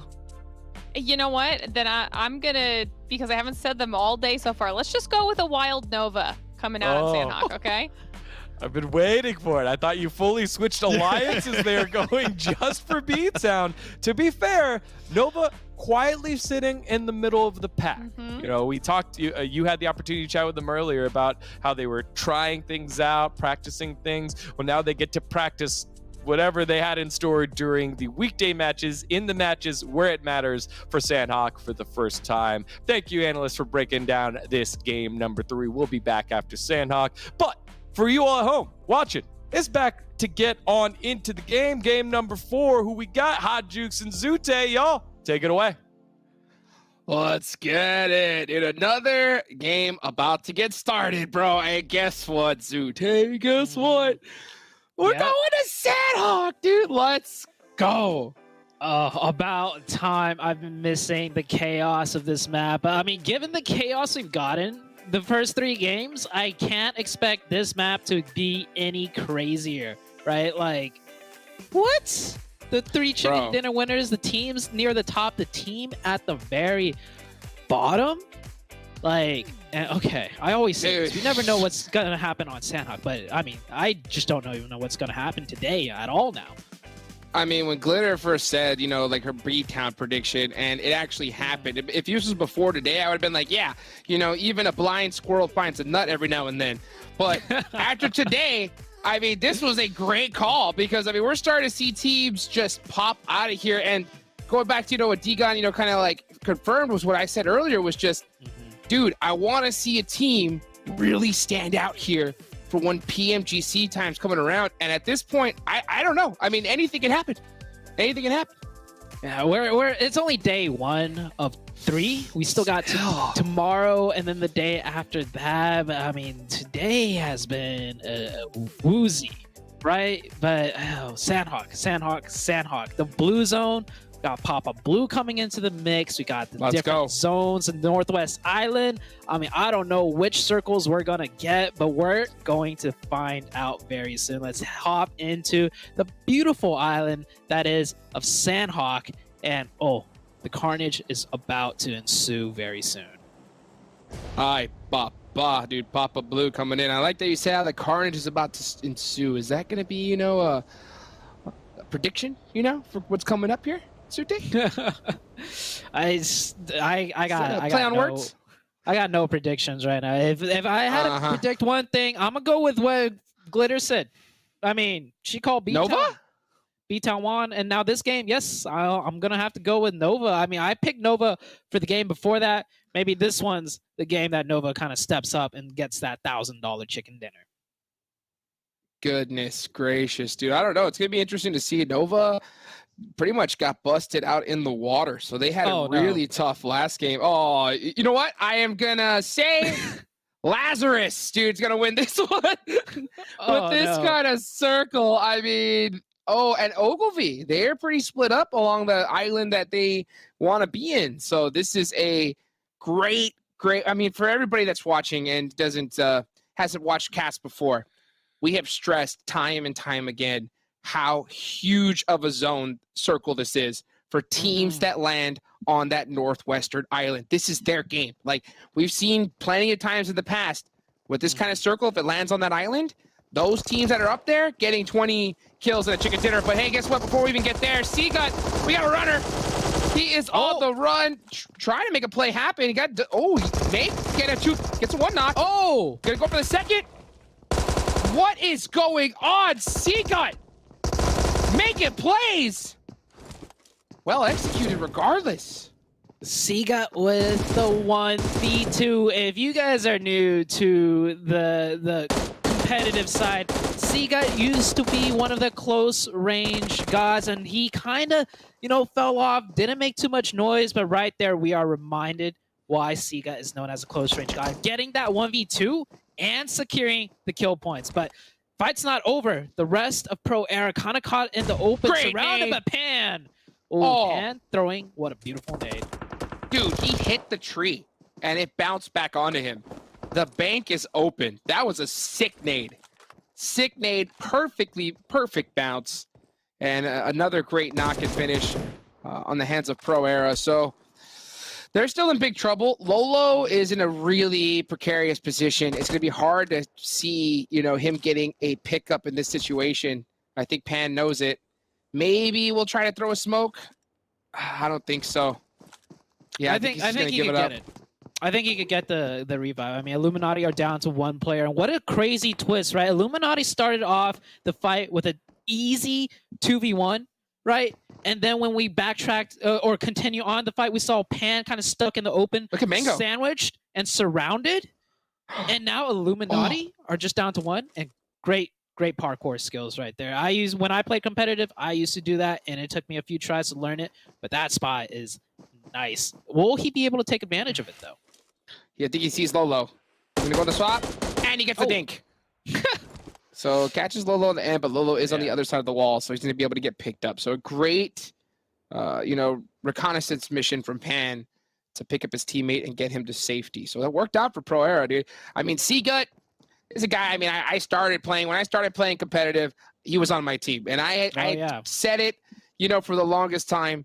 I thought that he was the best, CQC gunner in the game. And really, when he's confident and when he's at it, he could get it done. I mean, I've seen him play, get some of the time. Oh, before we get that, look at right to the trip. Fears! What kind of insoles do you have in your shoes? He just Batman that player. Literally dropped down right in front of him, lost all his HP, and then shot him in the face. If I've seen some Batman shows and movies, that's what Batman does, man. He just drops in and beats you up. You will feel the fear. Well, not for very long, because you're gonna face Oh, not if Vainboy's not a fan of Batman, obviously, you know. Taking down that one. I think that's a 1-for-1 trade, and this fight's actually really important. They're fighting for the top of that mountain, and when I was on a team with Fate, we used to have control of that top mountain all the time, and when the zone ends around that area, huge games for us. Lazarus, very smart team of them. They usually loot north of that mountaintop, but they did a split that contested top, and they've secured that top now. And this might play out huge in the next 5-6 circles. We'll see right now. Look at Vurex being really quiet. Not moving a muscle. And Nova just passes right on by. Looking to kind of take this hill. This is a great rotation from Nova to be able to secure. Oh, wow. 10. Save! 10 out of 10 right there. The driving skills. I mean, this is the hill that I'm talking about. You see how many teams are contesting for it, and you know when Nova does a crazy hard rotation like that, they do it with a big reason. But Lazarus, I don't think they've made any sound. The gunfights that were happening earlier was a little bit too far away, but with the way Nova's moving, they know exactly those two teams were fighting here because 2 players got finished off. So they're looking to pick up the scraps and control this mountaintop. Yeah, Nova controlling this mountainside is huge for them, especially if the circle shifts and stays where everybody thinks it's going to go. Lazarus did lose fears early on after that crazy jump play. Joey, the snake, making a pop out of Telly, making some noise. Are they going to be able to catch Nova off guard? No, it doesn't look like it. Rin going to get a finish. Got to catch Telly here on the side. Here goes Rin leading the charge. And the nade. I mean, Nova just dominating Lazarus here on the hill. They're the kings of the hill right now. I'm gonna you take over this cast for like a couple minutes. I'm gonna call Glitter real quick and ask her for some lottery numbers. You know, so I mean, we predicted Nova, and this is the way Nova starts the game, taking like the strongest position known to mankind on Sanhok in this zone, away from Lazarus with that fashion. I mean, they could win this game maybe. Oh, absolutely. I mean, when I started my prediction, I was like Lazarus because I knew that they were going to have this spot.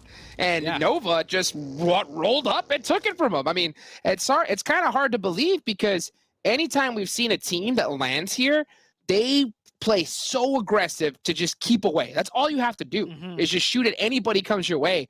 And I think Lazarus just kind of got caught up in the mix of things. And just were just quiet for that little second, and that just allowed Nova to just come in and just take that spot right out from under him. Oh, 1000%. If we had a team comm listening, Nova would have just been like, "That's Lazarus and Bop fighting. This is our chance. Take over the top. Just head on straight up there." But we still got other teams in the mix fighting their way into the zone. We got the Hitlist and the Panthers right now getting into a 4v4 fight. Getting into it right now. You can see the Panthers up on top of the beautiful nade finish from Frady. You love to see that. The rest of the hit lists are going to be kind of down on their luck. Jack G. I mean, a player I've spoken so many things about. This guy definitely has a ton of potential just by himself. You can see him getting that snake play going, trying to catch him sleeping. I'll be the Panthers. Now they're just starting to just surround and just dig their claws into the hit list little by little. Yeah, I think Jachi has realized the fight has already been lost. Jachi had a chance to flank, but he was deciding if the flank was even worth it. And at this point, right, I mean, you're down to solo. And on Sanhok, we know what the blue zone does, but we also know how to counter that blue zone, and that is to just med strat. I've seen solo players med strat their way to the top 3 when they're down to just one player this early on in the game, just like the way Jachi is. So I think that's his play right now. He's going to look around, scrounge up whatever med kits he can, and maybe he could just med it to the end. Dude, this is only the first circle. I mean, we don't even know if the zone's going to go on this island. That's how crazy we're starting to see. That's how much teams have a need to feel that they need to get to this island that early. That's how important it is. And we're going to see where this zone, if it shifts back into mainland. Oh, okay. Yeah, it doesn't. Okay, so it goes straight where every player thought it was going to go. And for all these teams that made those early rotations to this island, yeah, they're clapping. They're giving a good little round of applause for each other because it's well played. Yeah, Nova loots the ruins on that southern side that's now out of zone. So you saw that rotation. They made like a knife straight up north and just incisioned their way into a dominant position. And now we are almost pretty much 100% guaranteed. It's ending on that northwestern side. And the northwest finish, in my opinion, Hot Jukes, are always the best finishes on Sanhok, at least from a spectator's point of view. Maybe not as a competitive player. Got to agree. I got to agree. I mean, they're going to see just a whole bunch of crazy plays. Now, the big thing that I love about watching this game in particular versus ones we've seen in the past is we've seen the urgency from teams to get to this island extra early, right? Because we've seen teams that just try to make it in late. They never can. And I think teams have finally realized that, done their research. So they hold it to this island. I mean, Nova especially. So having Nova and Ghost in two really dominant positions here, I think it's either of their games because you know that they ain't going to miss shots on teams running in. That's for sure. You're absolutely right. I've never seen this many teams on this island this early on. Usually we do get more stragglers, right? People that hover on that eastern side. And if you guys look back or rewind back, that mini map, literally nobody was chilling in boot camp or anywhere on that eastern island edge thinking it might shift back. All the teams bet their money on just going over to this island that we're on to now. And so this match is going to be quite a treat. Like it's a little bit quiet now, but oh man, the chaos that is about to break out is going to be nothing like you guys seen before. Oh, it's going to be beautiful because, I mean, I'm honestly excited because, like, I mean, you're right. I haven't seen this many teams here. So, like, what is going to happen? Are we going to see some just new and crazy just squad wipes that we haven't seen before? I hope so. And I think we're totally in store for it. We're definitely, the stage is set up. Oh, look at Sam. Oh, wow. Man, dude, that's what I love, honestly, from just watching, you know, like competitive. The second a player gets touched, instant on peak. Instant. I mean, I got to say, the second a player peeks out for a second, instant headshot and you're down to half HP. And that was on the side of Ogilvy. I'm not sure which player shot that back, but like I said, man, when I highlighted the top 3 teams like 2 games ago with the amount of kills they had and talked about their gun skill, that is exactly what I'm talking about. Ogilvy, and not a super well-known team, just absolutely like annihilated Sam's helmet on that split-second peak. Like the gun skills coming out of North America, it's not to be messed with. Dude, not at all. We love to see the gun skill. I'm still waiting to see the team skill. You know, using that gun skill together as a four-man. You know, and I think once we see that, we're gonna see a team that just stands out, you know, light years above the rest. And so far, I mean, the way we're seeing today play out, dude, I mean, it could be any of these newer squads. Something's in the water. Down to 2. Mezexis, had a really, really good start, but now they're just out there in the water, boat blown up, and the next circle is coming out, and oh, goodness. Wow. I mean, that's great for Ghost Gaming. 100% great for Ghost Gaming. Nova, they got to make that decision. Do we hold this mountaintop, or do we full send it down to Hot 10? Hot 10, nobody occupied wide open right now. And I guarantee you, every single team in the lobby thinks that it is slam-packed. So I wouldn't be surprised if teams are just, like, very careful to even approach Hot 10. It's just kind of how things worked out. We still got quite a few teams like BTOWN, you know, last game's winners, very far away from this circle, period. So they got a rotation and a half in order to get into this circle. Boring protocol. Bop trying to find a good location to park and call themselves home. Looks like they're going to take this house right here as a 2-man. Boring protocol down to 2. If the zone ends around this area, though, just having 2 is enough because it's hard to rotate. But it looks like Fame Boys wanting to take a bigger piece of real estate, scouting out that main island. And here we got other teams rotating in. Illuminati trying to break their way in, but Syndicate has something else to say. And I think Illuminati, just down to that one player, Mango. He's about to be Eden, because I love mangoes. Oh, not if he has anything to say about it, though. Beautiful Molotov and shots. 19 Esports done. Tensa getting the first nade kill of the first Sanhok match we've seen of the PMPL. Mango trying to make something happen against Syndicate. Can he pull off the miracle? The 3v1. He's really beat up. Does the gun shift? Another drop shot. Yeah, there's two.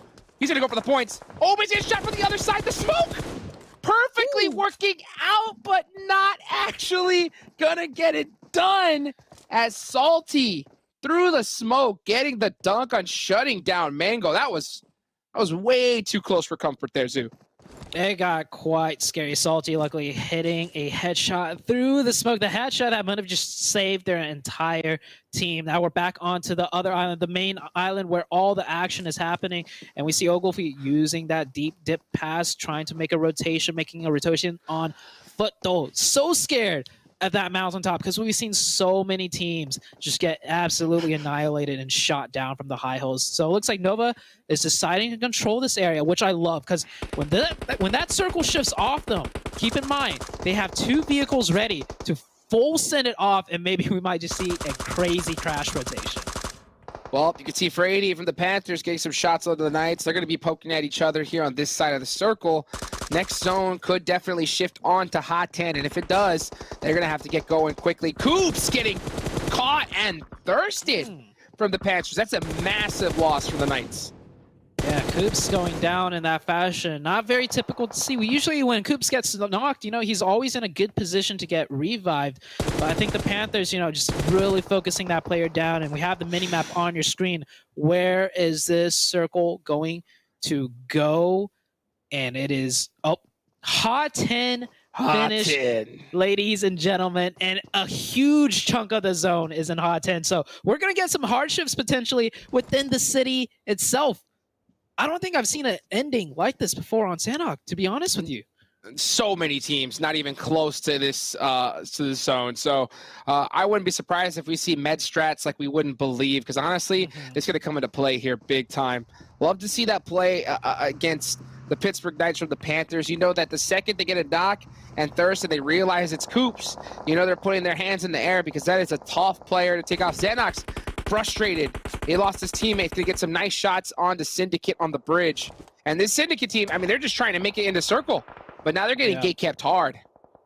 They are in the circle on that bridge, and that bridge has a lot of cover, so they could maybe stabilize there and just tough it out one circle more. So Syndicate does have their work cut out for them.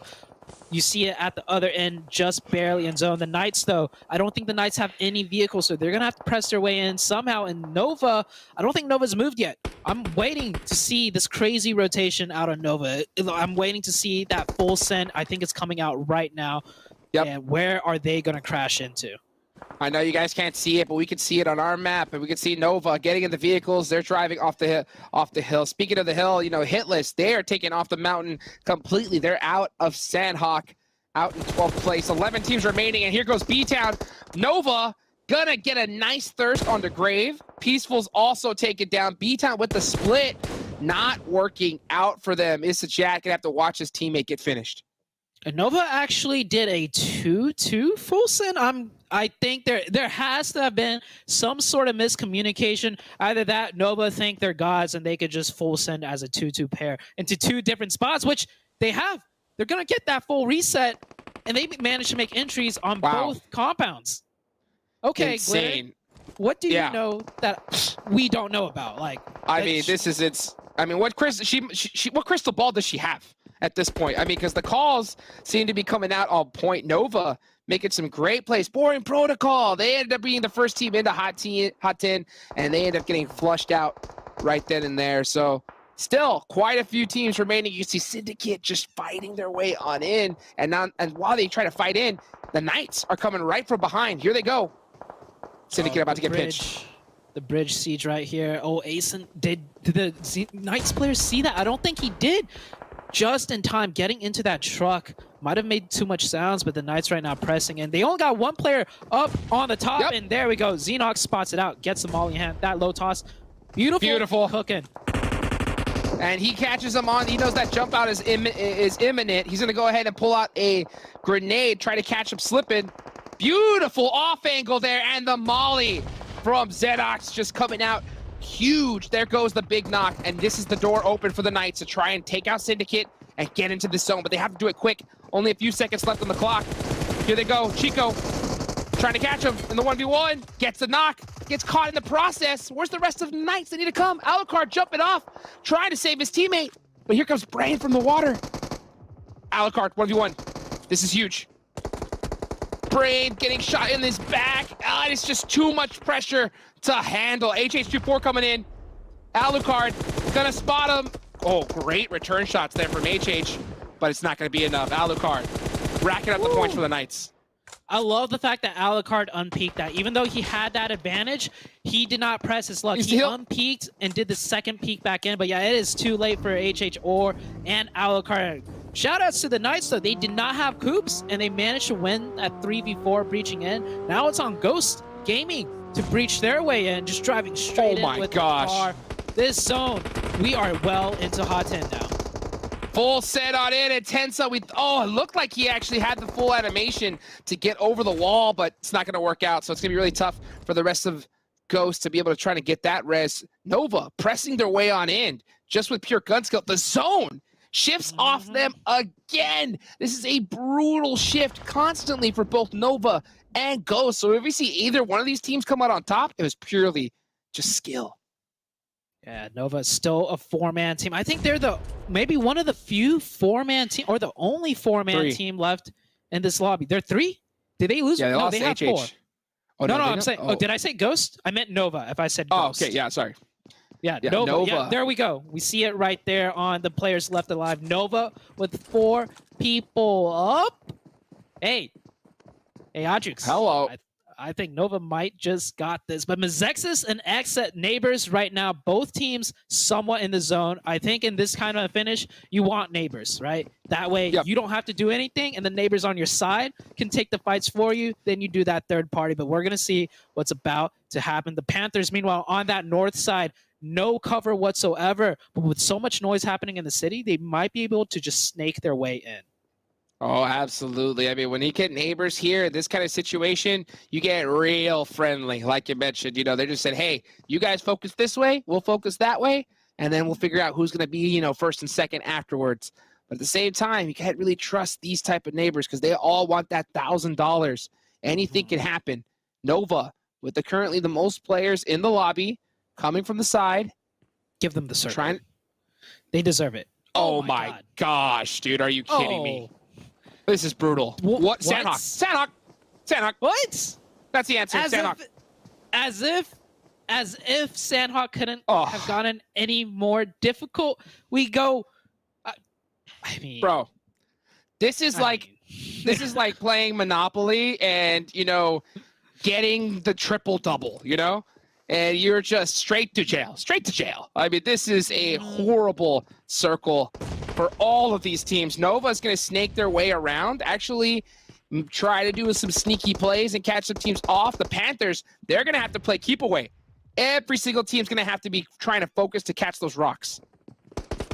Yeah, here it comes. This is the mayhem finally breaking out. Starlight on top of the roof, going for a med kit, but the nade, the utility popping off everywhere. All these teams pushing out and just cannibalizing each other right now. They know they can't just run in. So instead, they're going to take the gunfights, and then you got teams electing to sit in the blue to shoot the players in the back. Absolute mayhem. Meanwhile, Nova's actually just straight chilling with 4 members still alive. They can't just run in, but they have to. Blue Zone's just doing too much damage. Pan getting caught on the side. You can see 2 members of Pro Era going for the heal strat. Legal is still in the game, and look at this.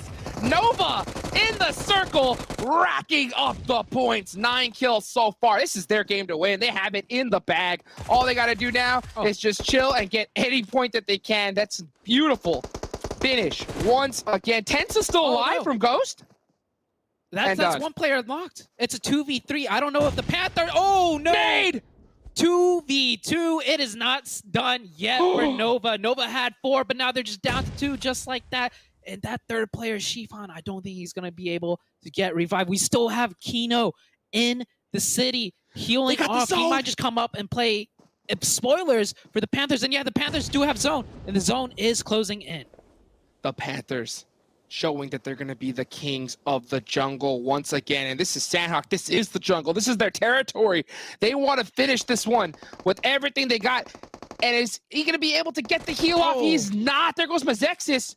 And here we go. Legal's going to stand up, get caught. 2v1 situation. Oh, the shimmy. 1v1. Who's going to win? Gun switch. And it's going to be Nova Esports with the last second play.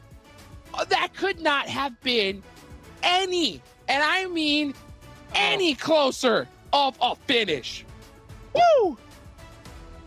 Ladies and gentlemen, if that was not a Sanhok match that you loved and enjoyed, I don't know what's going to get you guys out of your seats. I mean, I'm not in my seat at all because I've been standing and casting, but that made me jump out of my seat. Like, I was holding my breath.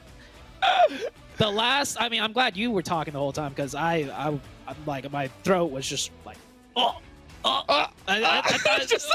look like Nova's gonna lose that, but oh my god, okay, bro, yeah, hit up Twitter, hit her up on her socials, ask her what the lottery numbers are because you might just, I mean, I think you will get lucky.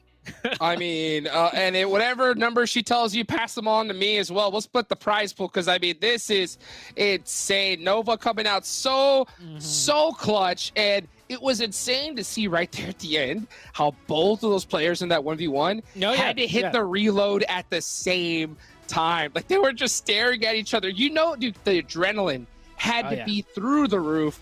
Nova, and that was a $1,000 reload, literally. That's so crazy. I think both players started the reload and looked at each other and they like dropped their gun and just, you know, from the back pulled out the other gun and Nova got the better of it. And let's take a look at the match results just to see how all the other teams did. I mean, I lost track of who was where, who died when. That was such craziness.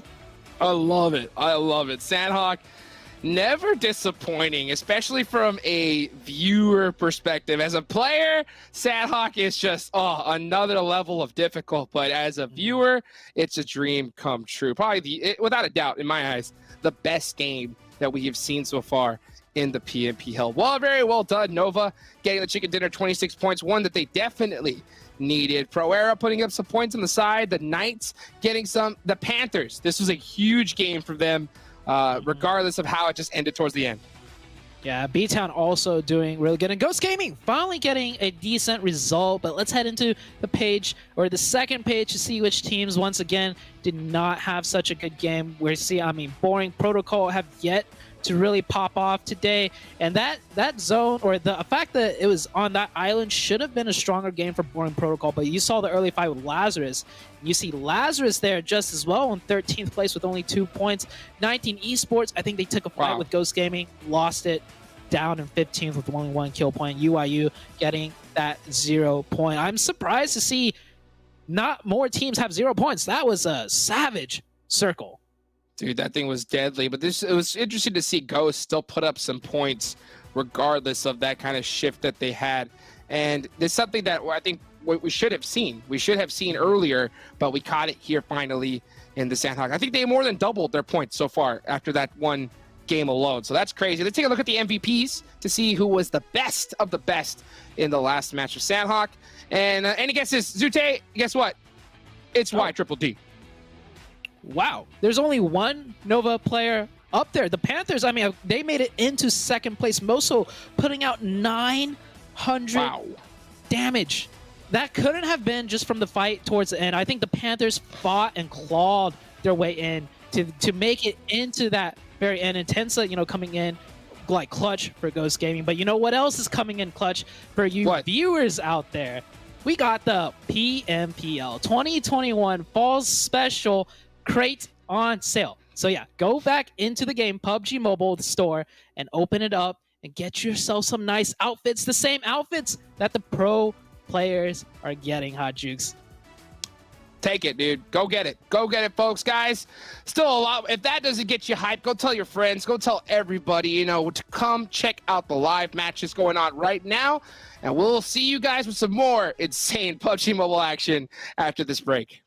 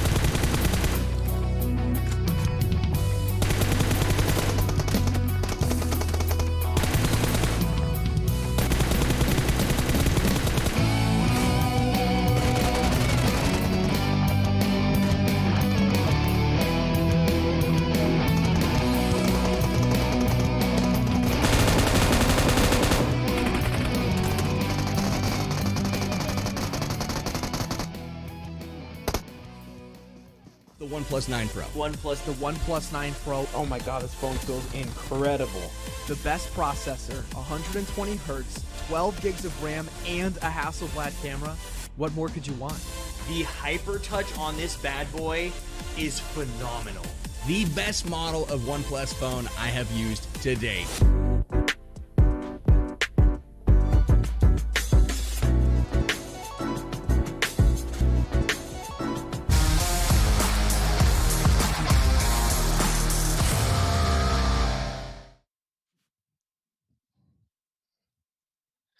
Hello, everyone. Welcome back. After that explosive Sanhok map, we get to see a fan favorite and favorite of the tournament, Nova Esports, get the chicken dinner after a very, very close gunfight there at the end. Let's take a look at the damage charts to kick this one off, because there was a lot of damage across the map here, Seven, as Nova, the Panthers, saw a Ghost Gaming sighting. There was a lot of things to unpack here in the Sanhok.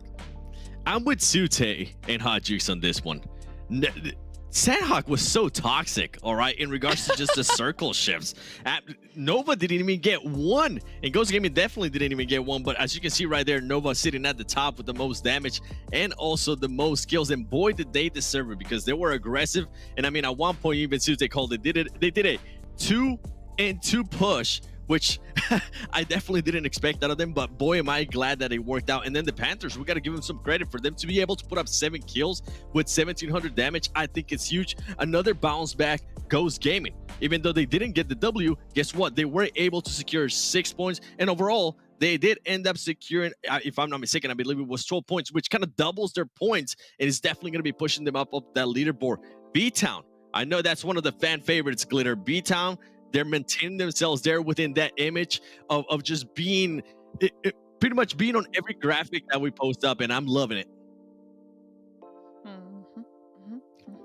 Yeah, there's definitely a lot to unpack, and, you know, glad that BTOWN and some of the other squads are still finding some success. Funny enough, though, when we saw the map ranking leaderboard at the end of the map, that was the first time we saw both Syndicate and Ogilvy on the bottom half of the scoreboard. So those two squads weren't quite able to get over the hump here. Two teams that were able to do that, though, were Nova and Panthers. These two squads able to really put on a show and take advantage of some of the current leaders here, Glitter, to get some points on the board. Listen, I know we just kind of saw a little bit of the information there on total damage, but we got to give a lot of love to our final two teams there, Nova and Panthers. I mean, Nova, like we heard the caster saying, like you were talking about, Seven, they were so unlucky that entire time. And previously, we've seen Nova struggle when they have to make aggressive rotations into zones, and this time it was flawless from start to finish. The second they took the hill from Lazarus through to the end of the game. But Panthers at the same time, I mean, we saw those final moments. Panthers with 2 players the entire time had to play that incredibly smart. And there was a point where they almost had it. Rin, don't ever give me a heart attack like that ever again, because that was the scariest final 10 seconds of my life. But both of these teams, through all these stats that we're seeing here in this head-to-head, were very solidly evenly matched. This was a fantastic Sanhok to start off all of our Sanhoks with, because I think it was a huge question mark, because it kind of always is for Sanhok, but I mean, this was great. We saw some Ghost stepping back up to the plate. We even saw, you know, Knights on the second half of our total damage. They were up there with, so, you know, we got a little bit of good from everyone, but we got some phenomenal out of Nova and Panthers. Yeah, and, you know, something to note that, again, the casters had brought up at the end of it, Moso had some, like, disgusting amount of damage. I think it was 900 damage. His overall for the day is like 1,000 damage. So it was very, very much a crazy one-off performance there from Moso. We got one more thing that we wanted to bring up before we get into the next map. Seven, this one's you. I believe this one is Ghost, because we finally saw Ghost Gaming show up after what is a tough first 3 maps. It took them a while, right? We've seen some early finishes out of Ghost. I mean, we saw it too after the 3rd map. They were sitting dead last with just 7 points. But with that performance right there, it was back to kind of flashes of what we're used to seeing from Ghost, right? They did end up getting super unlucky with the zones, and we did end up seeing HH24 get into a fight there with the Knights player, and he didn't end up winning that, but that allowed his other teammates to kind of push up with Tensa, and I believe it was Spec as well. And I mean, we're just kind of seeing this right here, and this is on the left. Currently going to be seeing what they have done so far today, and then on the right, it was just that last game, and boy, were they able to excel on just one match. And this is kind of what we expect out of Ghost. I wouldn't be surprised if going into the last Erangel match, they do come out with a win. We're starting to see them wake up, and hopefully they are able to finish it in a good note, because going back to what we were saying, what Digon was saying, Glitter, and also the casters, is we want to see a consistent super team out of NA. We don't want to just see a one-off type of thing. I definitely, whoever ends up winning this PMPL, I want him to be the best of the best and also be consistent. Yeah, well, Ghosts have the opportunity to do that. And if you all at home want the opportunity to be the best of the best, get your hands on the OnePlus 9 and OnePlus 9 Pro with flagship performance and a crystal clear screen with 120 hertz display and technology made specifically gamers like HyperTouch. Make sure to get your hands on the OnePlus 9 and OnePlus 9 Pro and climb the ladders up PUBG Mobile. Thank you to OnePlus for sponsoring PUBG Mobile North American Season number 2. All right, hey guys, that was a quick analyst breakdown because there was a lot to unpack, just like all day has been. And we're on the final map of the day, heading back on over to Erangel. These 16 teams will have their final opportunity in day 1 of Super Week to score some points. All right, y'all. Thank you so much, analysts, for breaking this down for us. We'll be back to kind of wrap up the day after map number 5. To close it out, let's send it back on over to the partnership, Zute and Hot Jukes. Jukes, where can I get that shirt, man? Where can I get the jean shirt? I want to know. Well, if you have yourself a OnePlus 9 Pro, you can get it for the low price of whatever I forgot I paid for it. And I'm going to use this mode, though, to, continue to bug Glitter for those lotto numbers. Dude, last game up, Zute. Oh, I mean, last game, I was shouting so much that even my cat came in here to see what all the commotion was about. This is my pet cat, Zuki, by the way. I mean, James! That even my cat showed up, man. Like, I mean, that's just these what I'm talking about. I mean, like, no joke. Usually when I'm here casting, my cat hears me talking, and he just like, okay, he's busy, so he doesn't come in. But I mean, he came in because I was shouting that much. Like, oh, wow, the games. We still got one game left to go, Hot Jukes. I want to say, bro, he must have smelled your blood. You must have smelled your blood pumping or something, dude. Or he knew that there was some Panthers at work, dude, because that was close right there. Here we go, everybody. Last game of the first day of the Super Weekend. And if you haven't marked your calendars down, I mean, I don't know what you're doing, especially after that last one. But here we go. Last game here of day number 1 of the Super Weekend. We're taking it back to good old Erangel. Let's see what happens. Let's go. Let's go. I feel like we're on like game number 8 right now. Feels like, right? Yeah, I mean, like, the games have been so good and so wild, so crazy, so unpredictable that I am, like, mentally tired, right? Like, usually when we see, Ghost Gaming, okay, Ghost Gaming win. Oh, okay, Coops, okay, Coops, pops up. Okay, the Knights, okay, 5 games are done. But this day, this Super Weekend, this day number 1 of the Super Weekend, we were like, what? Game number 1, we were like, what? Game number 2, and then game number, and like that Sanhok game, that was a huge, like, oh my. Okay, well, game number 5. Here we are, Hot Jukes. Here we finally are. Bro, dude, it was like, that Sanhok game was like, this entire day of Super Weekend was like going to a sushi restaurant, and you've been eating a lot, you think you're cool, and that Sanhok game was like the hand roll, Like, you hit with a hand roll, and you're just like, ugh. But you know what, dude? I'm still hungry. Zute. We got 1 game left.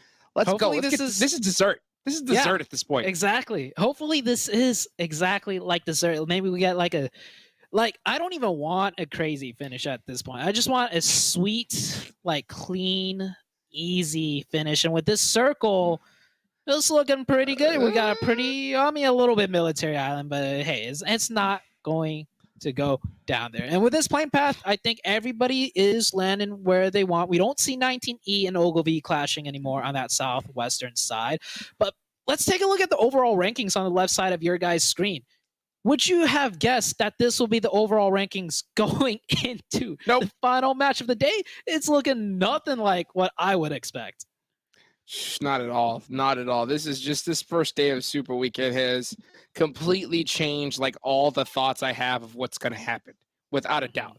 So it's going to be interesting to see how this is all gonna play. I mean, this has just been a crazy, crazy day, but we still got this last match. We're starting to see some teams, you know, get into their respective locations. You got Ghost, of course, and Pachinki, XSET. You know, we always see them go Milta, UIU over there by Shelter. They're just hoping that this zone doesn't go to military. And I'm going to tell you what, Zute, you know, you were talking about your caster curse. I'm writing this one down early, dude. If it goes military island, I know who to blame. Okay, man. I mean, there's like, what, a 10% chance? But don't keep jinxing it! With the way the games have been going, like, I mean, I need a let me you know in Jeopardy there's a phone a friend option. I need a phone Glitter real quick and just ask her where's the zone going, and then I also just while I'm at it ask her who's gonna win this match, and then you know the most important question: what are the lotto numbers? Because Glitter back-to-back predictions on who's winning the game. I don't think that's actually been done before on a live cast. Well, I'll tell you what. If you're gonna make that call, better be on a OnePlus 9 Pro, baby. That's all I'm gonna say. Right? That's all I'm gonna say. Because here we go, dude. I mean, Glitter. I remember we were talking to her off the, you know, between the broadcast here between these games, and you know, she was just like, man, like I had a habit of like getting them wrong, but she's just been like on it today. Like all of that, you know, any wrong prediction that she's ever had is completely laid to waste. Because today has just been an insane day of like those were bold picks. They were not, you know, like, oh, you know, let's just go for Ghost. No, these were, I mean, BTOWN getting $1,000 bucks. I mean, no hate to BTOWN, but still. Oh yeah, if I was betting man, I gotta agree. Like the first two games, some other teams showed up huge and got that $1,000. Like, wait, hold on a second. Oh. No. Carnage once again being the first one down in this Ogilvy 19E fight. Oh! This is like dessert, man. I mean, nothing against 19E, but that was kind of sweet to see. How many minutes did Carnage actually get to play today? Oh, no. That's tough. Oh, I want to see. You know what? He's so pissed, but he's screaming he's safe. He's screaming. So back in the days when I competed, you know, like Carnage, infamous, right? Back in my days, if you did something like this, he is instantly in your DMs. I haven't competed for like a good bit now, and I think Carnage has, you know, kind of taken the chill pill. But back in the days, man, Ogilvy is getting some DMs from Carnage, like back twice in a row, Ogilvy, and Natsu. I don't think that was on purpose, but I mean, he ran up there behind that rock. Is Ogilvy literally bullying 19E? Like, did they do research on 19E and decided, like, hey, let's just get some points off him? Yeah, like 19E, who's that? Like, they drop around us. Let's just get some free points. This is 2 Erangel games in a row where 19E is a 2-man. It's got to be a set play. Yeah, it has to be. And, I mean, Ogilvy, right? Aren't they in first right now overall, too? Yep. Like, okay, Ogilvy. Maybe, you know, like we talk about coming into Super Week and some teams might bust out some strategy that they've been hiding. And, well, I mean, one of Ogilvy's strat is just let's farm 19E on Erangel in the beginning of the game. And it's working. I mean, when I see this kind of play, it just makes me, like, feel like they were playing, you know, okay during the actual regular league play. You know what I'm saying? Like, they weren't really going all off and using every strategy they had. That's the only thing that I could think of because, I mean, this looks like an entirely different team than what we saw in the first 2 days of this PMPL tournament, at least in my eyes. 100%. This is day number 1. I want to see this Ogilvy team keep it up like day number 2 and day number 3. Like doing really good in one day. I'm not going to quite give it to you just yet, especially when it's a 3-day super weekend. But Ogilvy, I mean, I'm rooting for you. And I mean, if they could take out 19E early on Erangel every game, I mean, that's kind of funny. I'm not going to lie. Matt, I mean, personally, dude, I'm going to give it to him. I mean, this is not an easy lobby. These are the best of the best in all of North America. So I'm like, if you have one good day, you're insane in my eyes. So Ogilvy, I think, have already proved a lot just in this day. Now, are they going to be the team that we're just like, Ogilvy, you know, like we just expect to be popping off every match? I think, yeah, we need to see a little bit more from them. But, I mean, you couldn't have started any better in my eyes. 100%. 100%. I got to agree with that. Well, on the screen now we got Ghost Gaming talking about popping off. Ghost Gaming not popping off at all. I mean, that last game they did pretty well. Maybe this final match of the day, this is their game to come back and take it all. And if any game were to be it, this would be it. Not because simply it's the last game of the day, but because this circle, right, is very vanilla. Like super vanilla. Like this circle, we've seen it so many times. No crazy 50-50. No, I mean, I'm not going to say no hardships because we don't know yet. But, you know, like, this circle is looking pretty familiar to Ghost Gaming, so maybe this is it for them to come back, but it is not it for Mezexis as they lose another player just right off the bat. Mezexis with such a strong start and now just a really sloppy finish. I mean, this is totally different than Ogilvy, right? Because, like, Mezexis, yeah, like, well, if you have one good game, to be frank, anybody could have one good game, right? The right position, you know, the right circumstances, anybody could win. They're all at that level to where they can capitalize on it. To have a good day, though, of consistent play, that's hard. Not easy at all. And Ogilvy have done that. Mezexis, you know, kind of putting in that, you know, in the eyes. Are they that one-hit wonder, one-game wonder? But look at this C-Gut. Oh, Telly catching C-Gut, but getting knocked instantly in return. Pan with the vehicle switch, dude. Getting on the back of that buggy, popping him out. Yeah, I gotta give credit to Telly real quick. He just absolutely turned on C-Gut. He was shooting at one player, then just whipped on the other. But the fight's not over. Pan with another one, and another switch coming into play. No, this is sweet. This is the dessert. I ordered some seat switches, some turn-ons. Where are we at now in this fight? I think it's a 2v2 situation. We got Fierce and Joey up versus Lolo and Fishy. Joey. Oh, that's unfortunate. Fierce gonna have to make something happen. And man, the heroes that we needed but don't deserve. Unfortunate there for Lazarus. Kill switch getting taken down. This is a big one. BTOWN going up against XSET.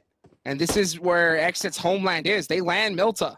So for them to get caught out like this definitely is going to make me think a little bit. BTOWN, I mean, they knew that this is where XSET is, and they've done any research, and they're going to pick up 2 massive kills. I mean, kill switch and Polo. This was huge. Polo had one of the best days ever. I mean, just during the league play. It's a Jet. I think he got a 1v2. Like, he got kill switch and he got the other player.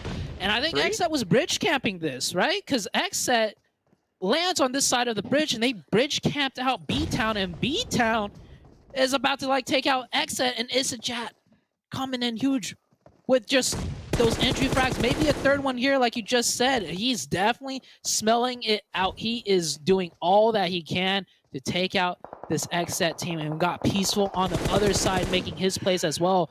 It is a 2v2 situation, I believe. Peaceful hitting the laydown, trying to extend the play just a little longer. It's a Jet on that off angle. Yeah, he's definitely smells blood, and he wants to get the finishes onto XSET. I'm not really too happy with how XSET decided to play this. If they did do a bridge camp, there's that bowl right there beside the bridge, and that's usually the place that, you know, all the top teams, when they try to do that, that's the place to go. But they decided to go a little bit further up. That left that bowl open for BTOWN to kind of secure it, and they just drove up and just mowed them down little by little. Yeah, it's been a 2-for-2 trade. We missed it, but I'm pretty sure XSET also took down 2 of BTOWN and XSET, just clutched it up, got those 2, and I think they're gonna reset now. It looks like XSET is going to try to live to fight another day, so to say, as they're retreating from this J. Oh, wait a second! I spoke too soon. They're gonna take the 2v1. They're gonna isolate the player on the other end. Beautiful play out of XSET to do this. Yep, they definitely recognized that there was a little bit of a weakness in the armor of BTOWN, and here they go, and you can see XSET hurrying to the other side, trying to support his teammate. He realized that, oh, we got caught out, and guess what? Too late. Great capitalization there from XSET.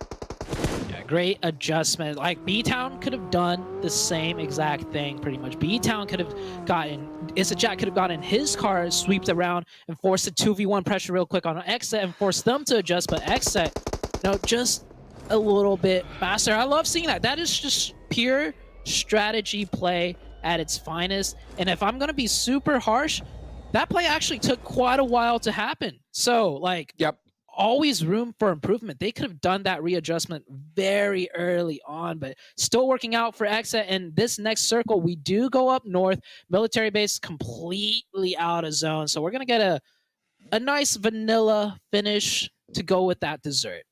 The good old-fashioned, dude. The Zute caster curse possibly being dissolved. XSET did the rotation. Oh, guess what? They're going to land even closer to XSET. Maybe they're hunting him down, trying to get the 2v1 to get the finish.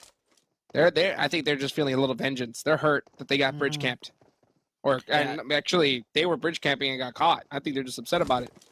Yeah, when you're down to 2, placement points, not very guaranteed because you can't fight your way into the zones, right? And you can't do those YOLO rotations because you're down to 2. Get one player knocked out, the other guy blown up, and your team is out. So I think they should be looking for this guaranteed kill point. I mean, it's a 2v1, so technically guaranteed, but it's a Jet. He already 1v2, another pair of XSET, and he might just be able to do it once again. Oh, he tries to go for the thirst to get that kill confirmed, and he goes out. The Hitlist, meanwhile, fighting with the kings of the jungle, the Panthers. I think just coming in fast and furious, and the fight is already almost over. I think they just took down 3, just like that. Panthers just looking really good here in the Super Weekend. Yeah, it's just Trickster just left, and he's just gonna lay down. Yeah, he's just laid down, trying to be a little tricky. Oh, it's gonna catch 1 knock, possibly 2. He gets it. He's gonna tries to go for the thirst, but doesn't have time, as Brady is there to shut down that little tricky play. And they're gonna go for the reses on their teammates. Dang, the Panthers using those cars to just swarm around the last player, looking exactly like a pack of Panthers just surrounding their prey. Like, shout out to them, he got 2, but it's not enough. Ghost Gaming, a team that I said don't really third party. Well, I mean, they're not having a great day. They're changing it up a little bit. They hear the gunshots, and this should be 4 easy kill points for Ghost Gaming. Wait a second. Did I see that correct? Someone from Ghost just got thirsted and finished while they were doing this. HH24 got ran over by Jay in the process. By the Panther guy, the last Panther guy. Yep. It happened so... Wait, you're telling me... His whole team got wiped, and he ran over HH24 and then confirmed it. You ran him over and then confirmed it. Then you could see him still just trying to survive. That was pretty gangster, I can't lie. Wait, what? We need a replay on that. I want to see it. So in the middle of getting third partied... Oh, what? Rock! He's fine. So in the middle of getting third partied, Jay gets in the buggy, dips, runs one guy over, does a little U-turn, runs him over again for the confirm, and then makes it out alive? Crazy. Okay, the Panther. All right, the Panthers. That is swagger to another degree, and that circle ship. Also a crazy ship. We're going hard towards the north. The Knights chilling right now. Ghost Gaming have to make their way in, and Ghost Gaming down to just 3 because the Panthers, that guy did something just absolutely insane. I mean, That's a crazy play to make, to be honest. Like, not to jump out and try to hit, shoot, and help your team, just to get that quick little thirst and then take off. That was nuts. It ended up working out for now. We'll see how long the Panthers are going to be able to survive with that last remaining member. Ghost full, sending it on here to this Alamo building. Oh! And, Tensa getting caught by the thin tree. And he is way out of position. Yeah, unfortunately, he just doesn't even want to move that vehicle. It's going to stay there. Here comes Ghost trying to put the pressure on to XSET. Nice jump shot set for Bale with the Uzi. Great play, gonna get the first knock. J7, last one up and gonna get finished very quickly. Great work here from Ghost.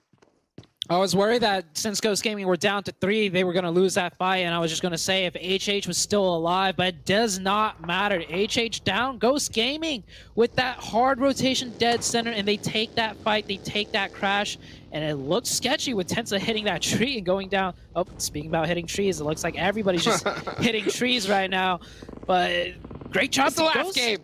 It's the last game. Yeah, I guess we give them a break, right?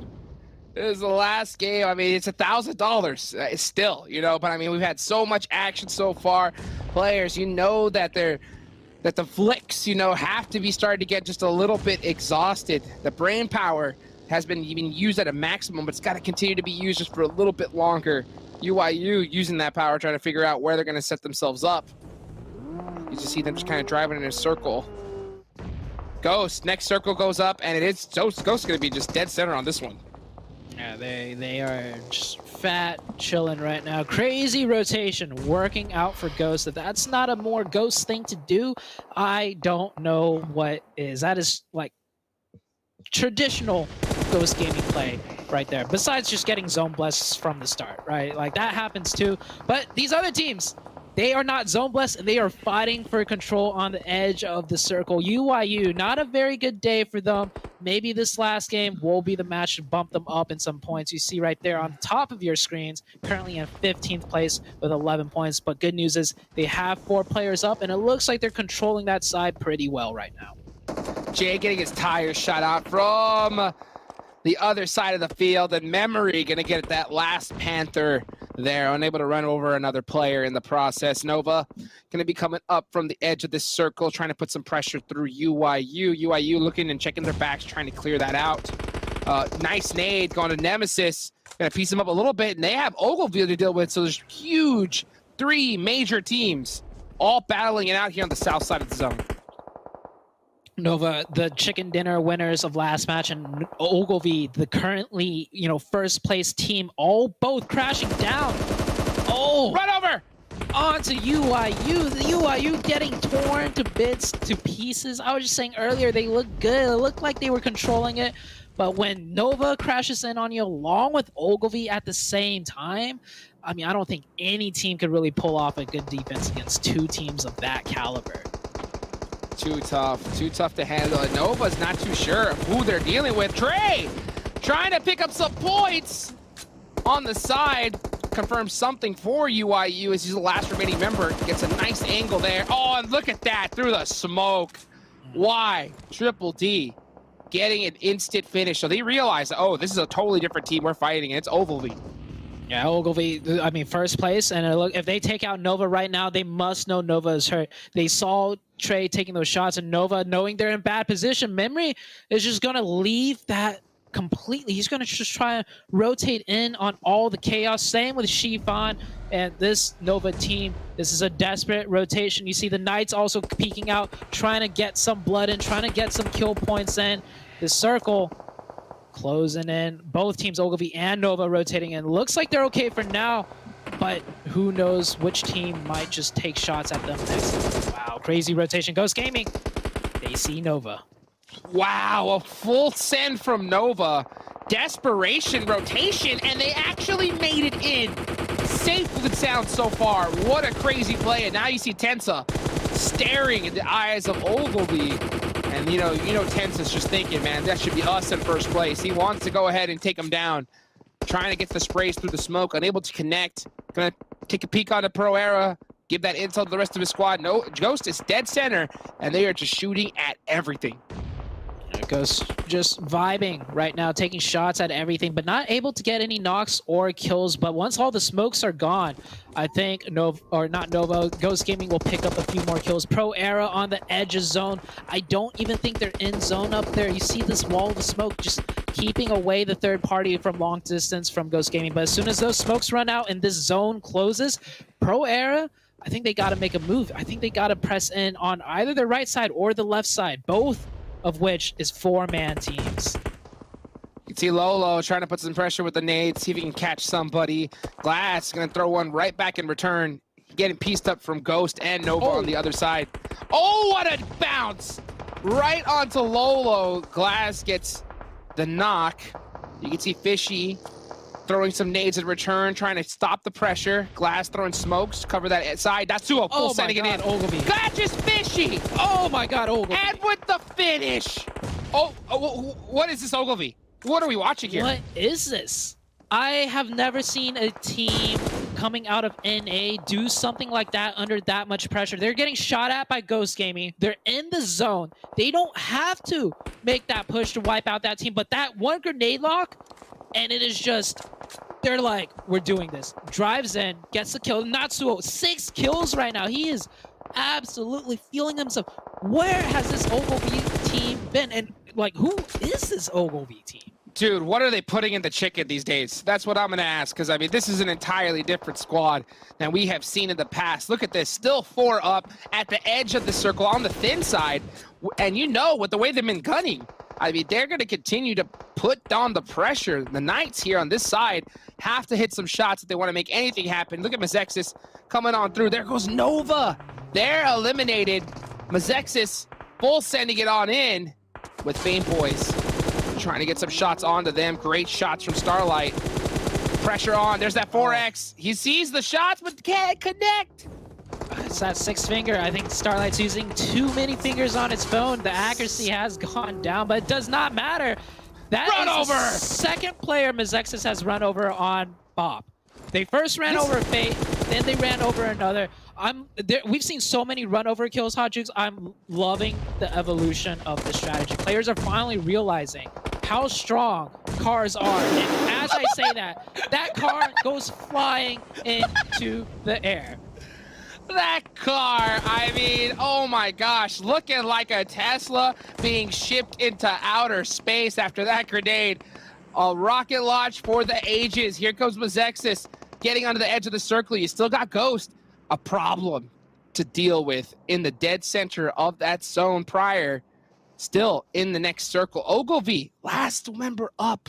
Unfortunately, just the pressure of him getting into the zone just being too much. The Knights doing a great job at shutting them down. It's just oh, and that nade, yeah, would that confirm onto Glass? Yeah, it's gonna be just one remaining member up for Ogilvy, most likely.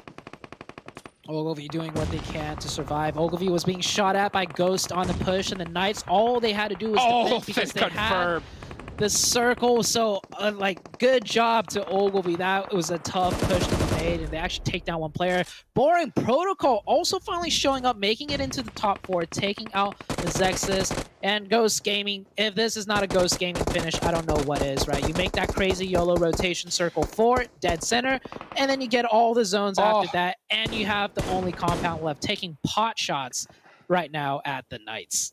Spec busting out his nail clippers, dude, trying to catch some toes. And they are all hiding behind this one tire to try and get a little bit of cover, and they realize the situation they're in. Look at this next circle. Ghost just being completely blessed. This is the dream. This is what they hope for right here. This particular type of situation. Nice little peak shots. Spec. I mean, this should be, if Ghost loses this game, they throw 100%. This should be an easy dub for them. I thought you were about to say, if Ghost loses this game, they're washed.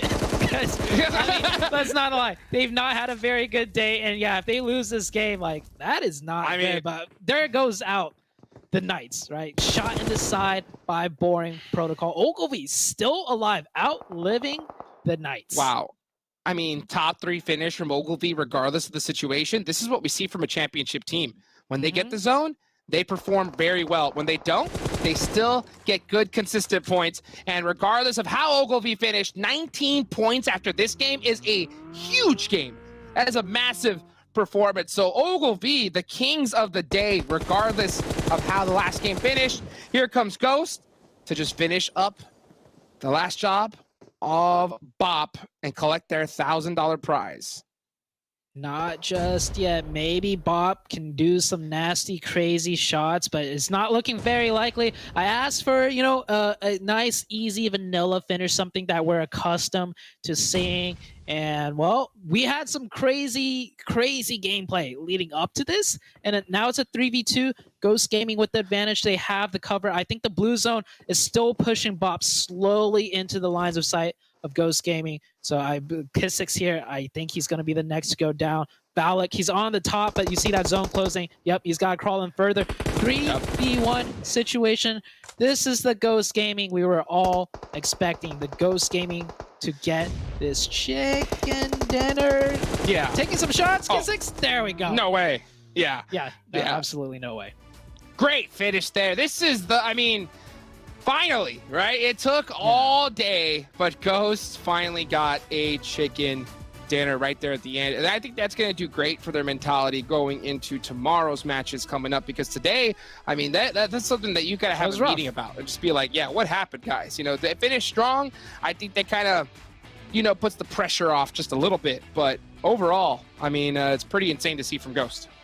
Yeah, I think it really had to do with the craziness of the circles in the first 3 games. Like that last game, I actually predicted it earlier on. I was like, this looks like a very regular vanilla circle, something Ghost Gaming can work with. And of course, Ghost Gaming is like, hey, if we go center circle 5, we should get zone until the end of the game and win the match, right? And that is what they did. And it played out exactly like they always play it out, right? Getting that chicken dinner. So let's go into the overall results. Let's take a look at how all the other teams fared. And there, a big one that stands out, 2 big things that stand out to me. Boring Protocol. They finally got it going, picked up some points, and once again, Ogilvy. Another huge finish out of Ogilvy.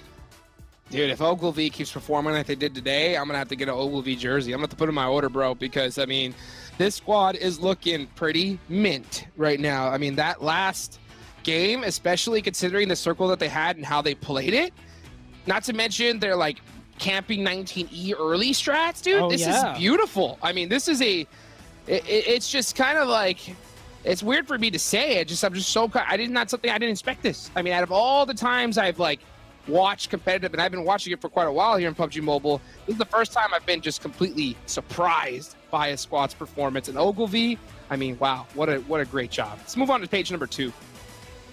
Taking a look at page number 2, you see 19 Esports once again, right?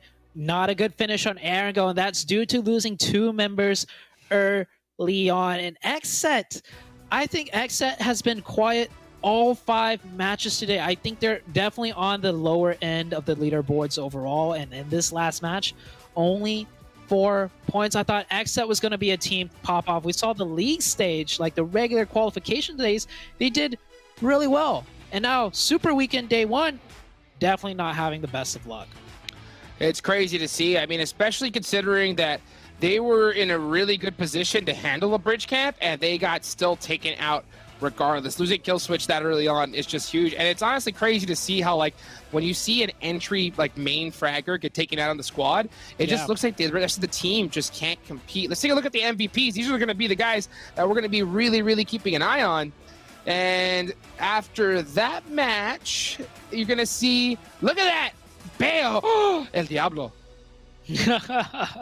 Beo showing his horns. This is the Beo that we know. This is the Beo that gets the chicken dinner for the team. And Beo coming up huge this game. Usually we see Spec, Tenso, or HH, but Beo is like, okay, my team is slacking way too hard right now.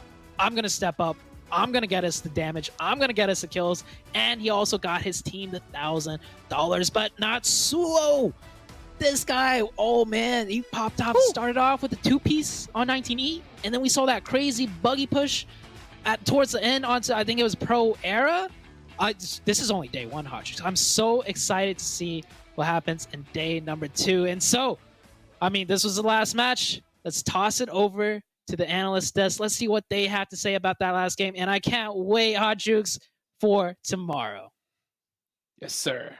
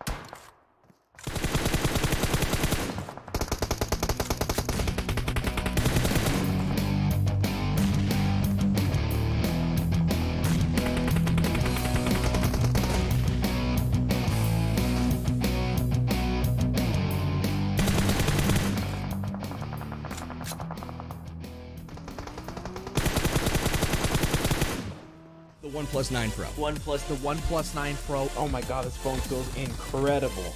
The best processor, 120 hertz, 12 gigs of RAM, and a Hasselblad camera. What more could you want? The hyper touch on this bad boy is phenomenal. The best model of OnePlus phone I have used to date.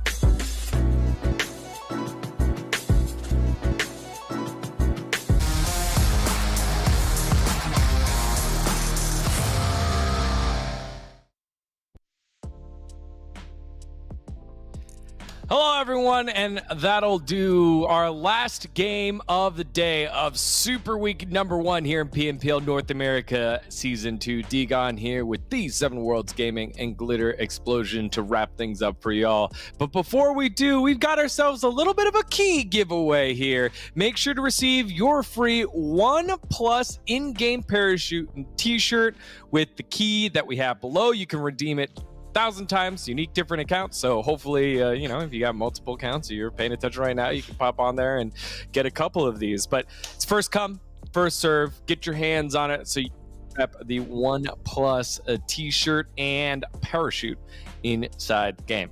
All right, guys, ma'am. All right, let's take a look at the overall leaderboard for the day. And we've got a couple of surprises. Ghost kind of saving face there at the end, but not every top team coming in today was so lucky here, 7, with Ogilvy, the overwhelming favorite to be the Cinderella story of Super Weekend number 1. Panthers, a surprise at number 2. Then we get into Night Syndicate, Nova, 7. Honestly, Ogilvy, I think, definitely has to be the Cinderella story of today. 72 points for them to put up those kind of numbers. That is just absolutely insane. Just to keep in mind, like during the week of league play, this team was only able to put up 39 points. They were almost able to equal that just in kills alone. I don't know what happened to the team. I'm with Sute. Like, where was this team all along? Were they just waiting for Super Weekend so they can just surprise everybody? I'm all for it if that's the case. We do have the Panthers, and as we can see right there, the Panthers and the Knights currently 2nd and 3rd place without any chicken dinners. You love to see that kind of stuff. Syndicate being able to collect 52 points. Nova Esports Glitter, I know you're happy about this one. You called it too. It's good to see Nova here in 5th place. Yeah, they've definitely kind of chipped away at those leaderboards all day, and then Mezexis Ghost and BTOWN Esports rounding out the top 8. Surprising that Ghost, though, in that last game, but actually between the last 2 games, really, though, managing to jump up into a solid position going into days 2 and 3.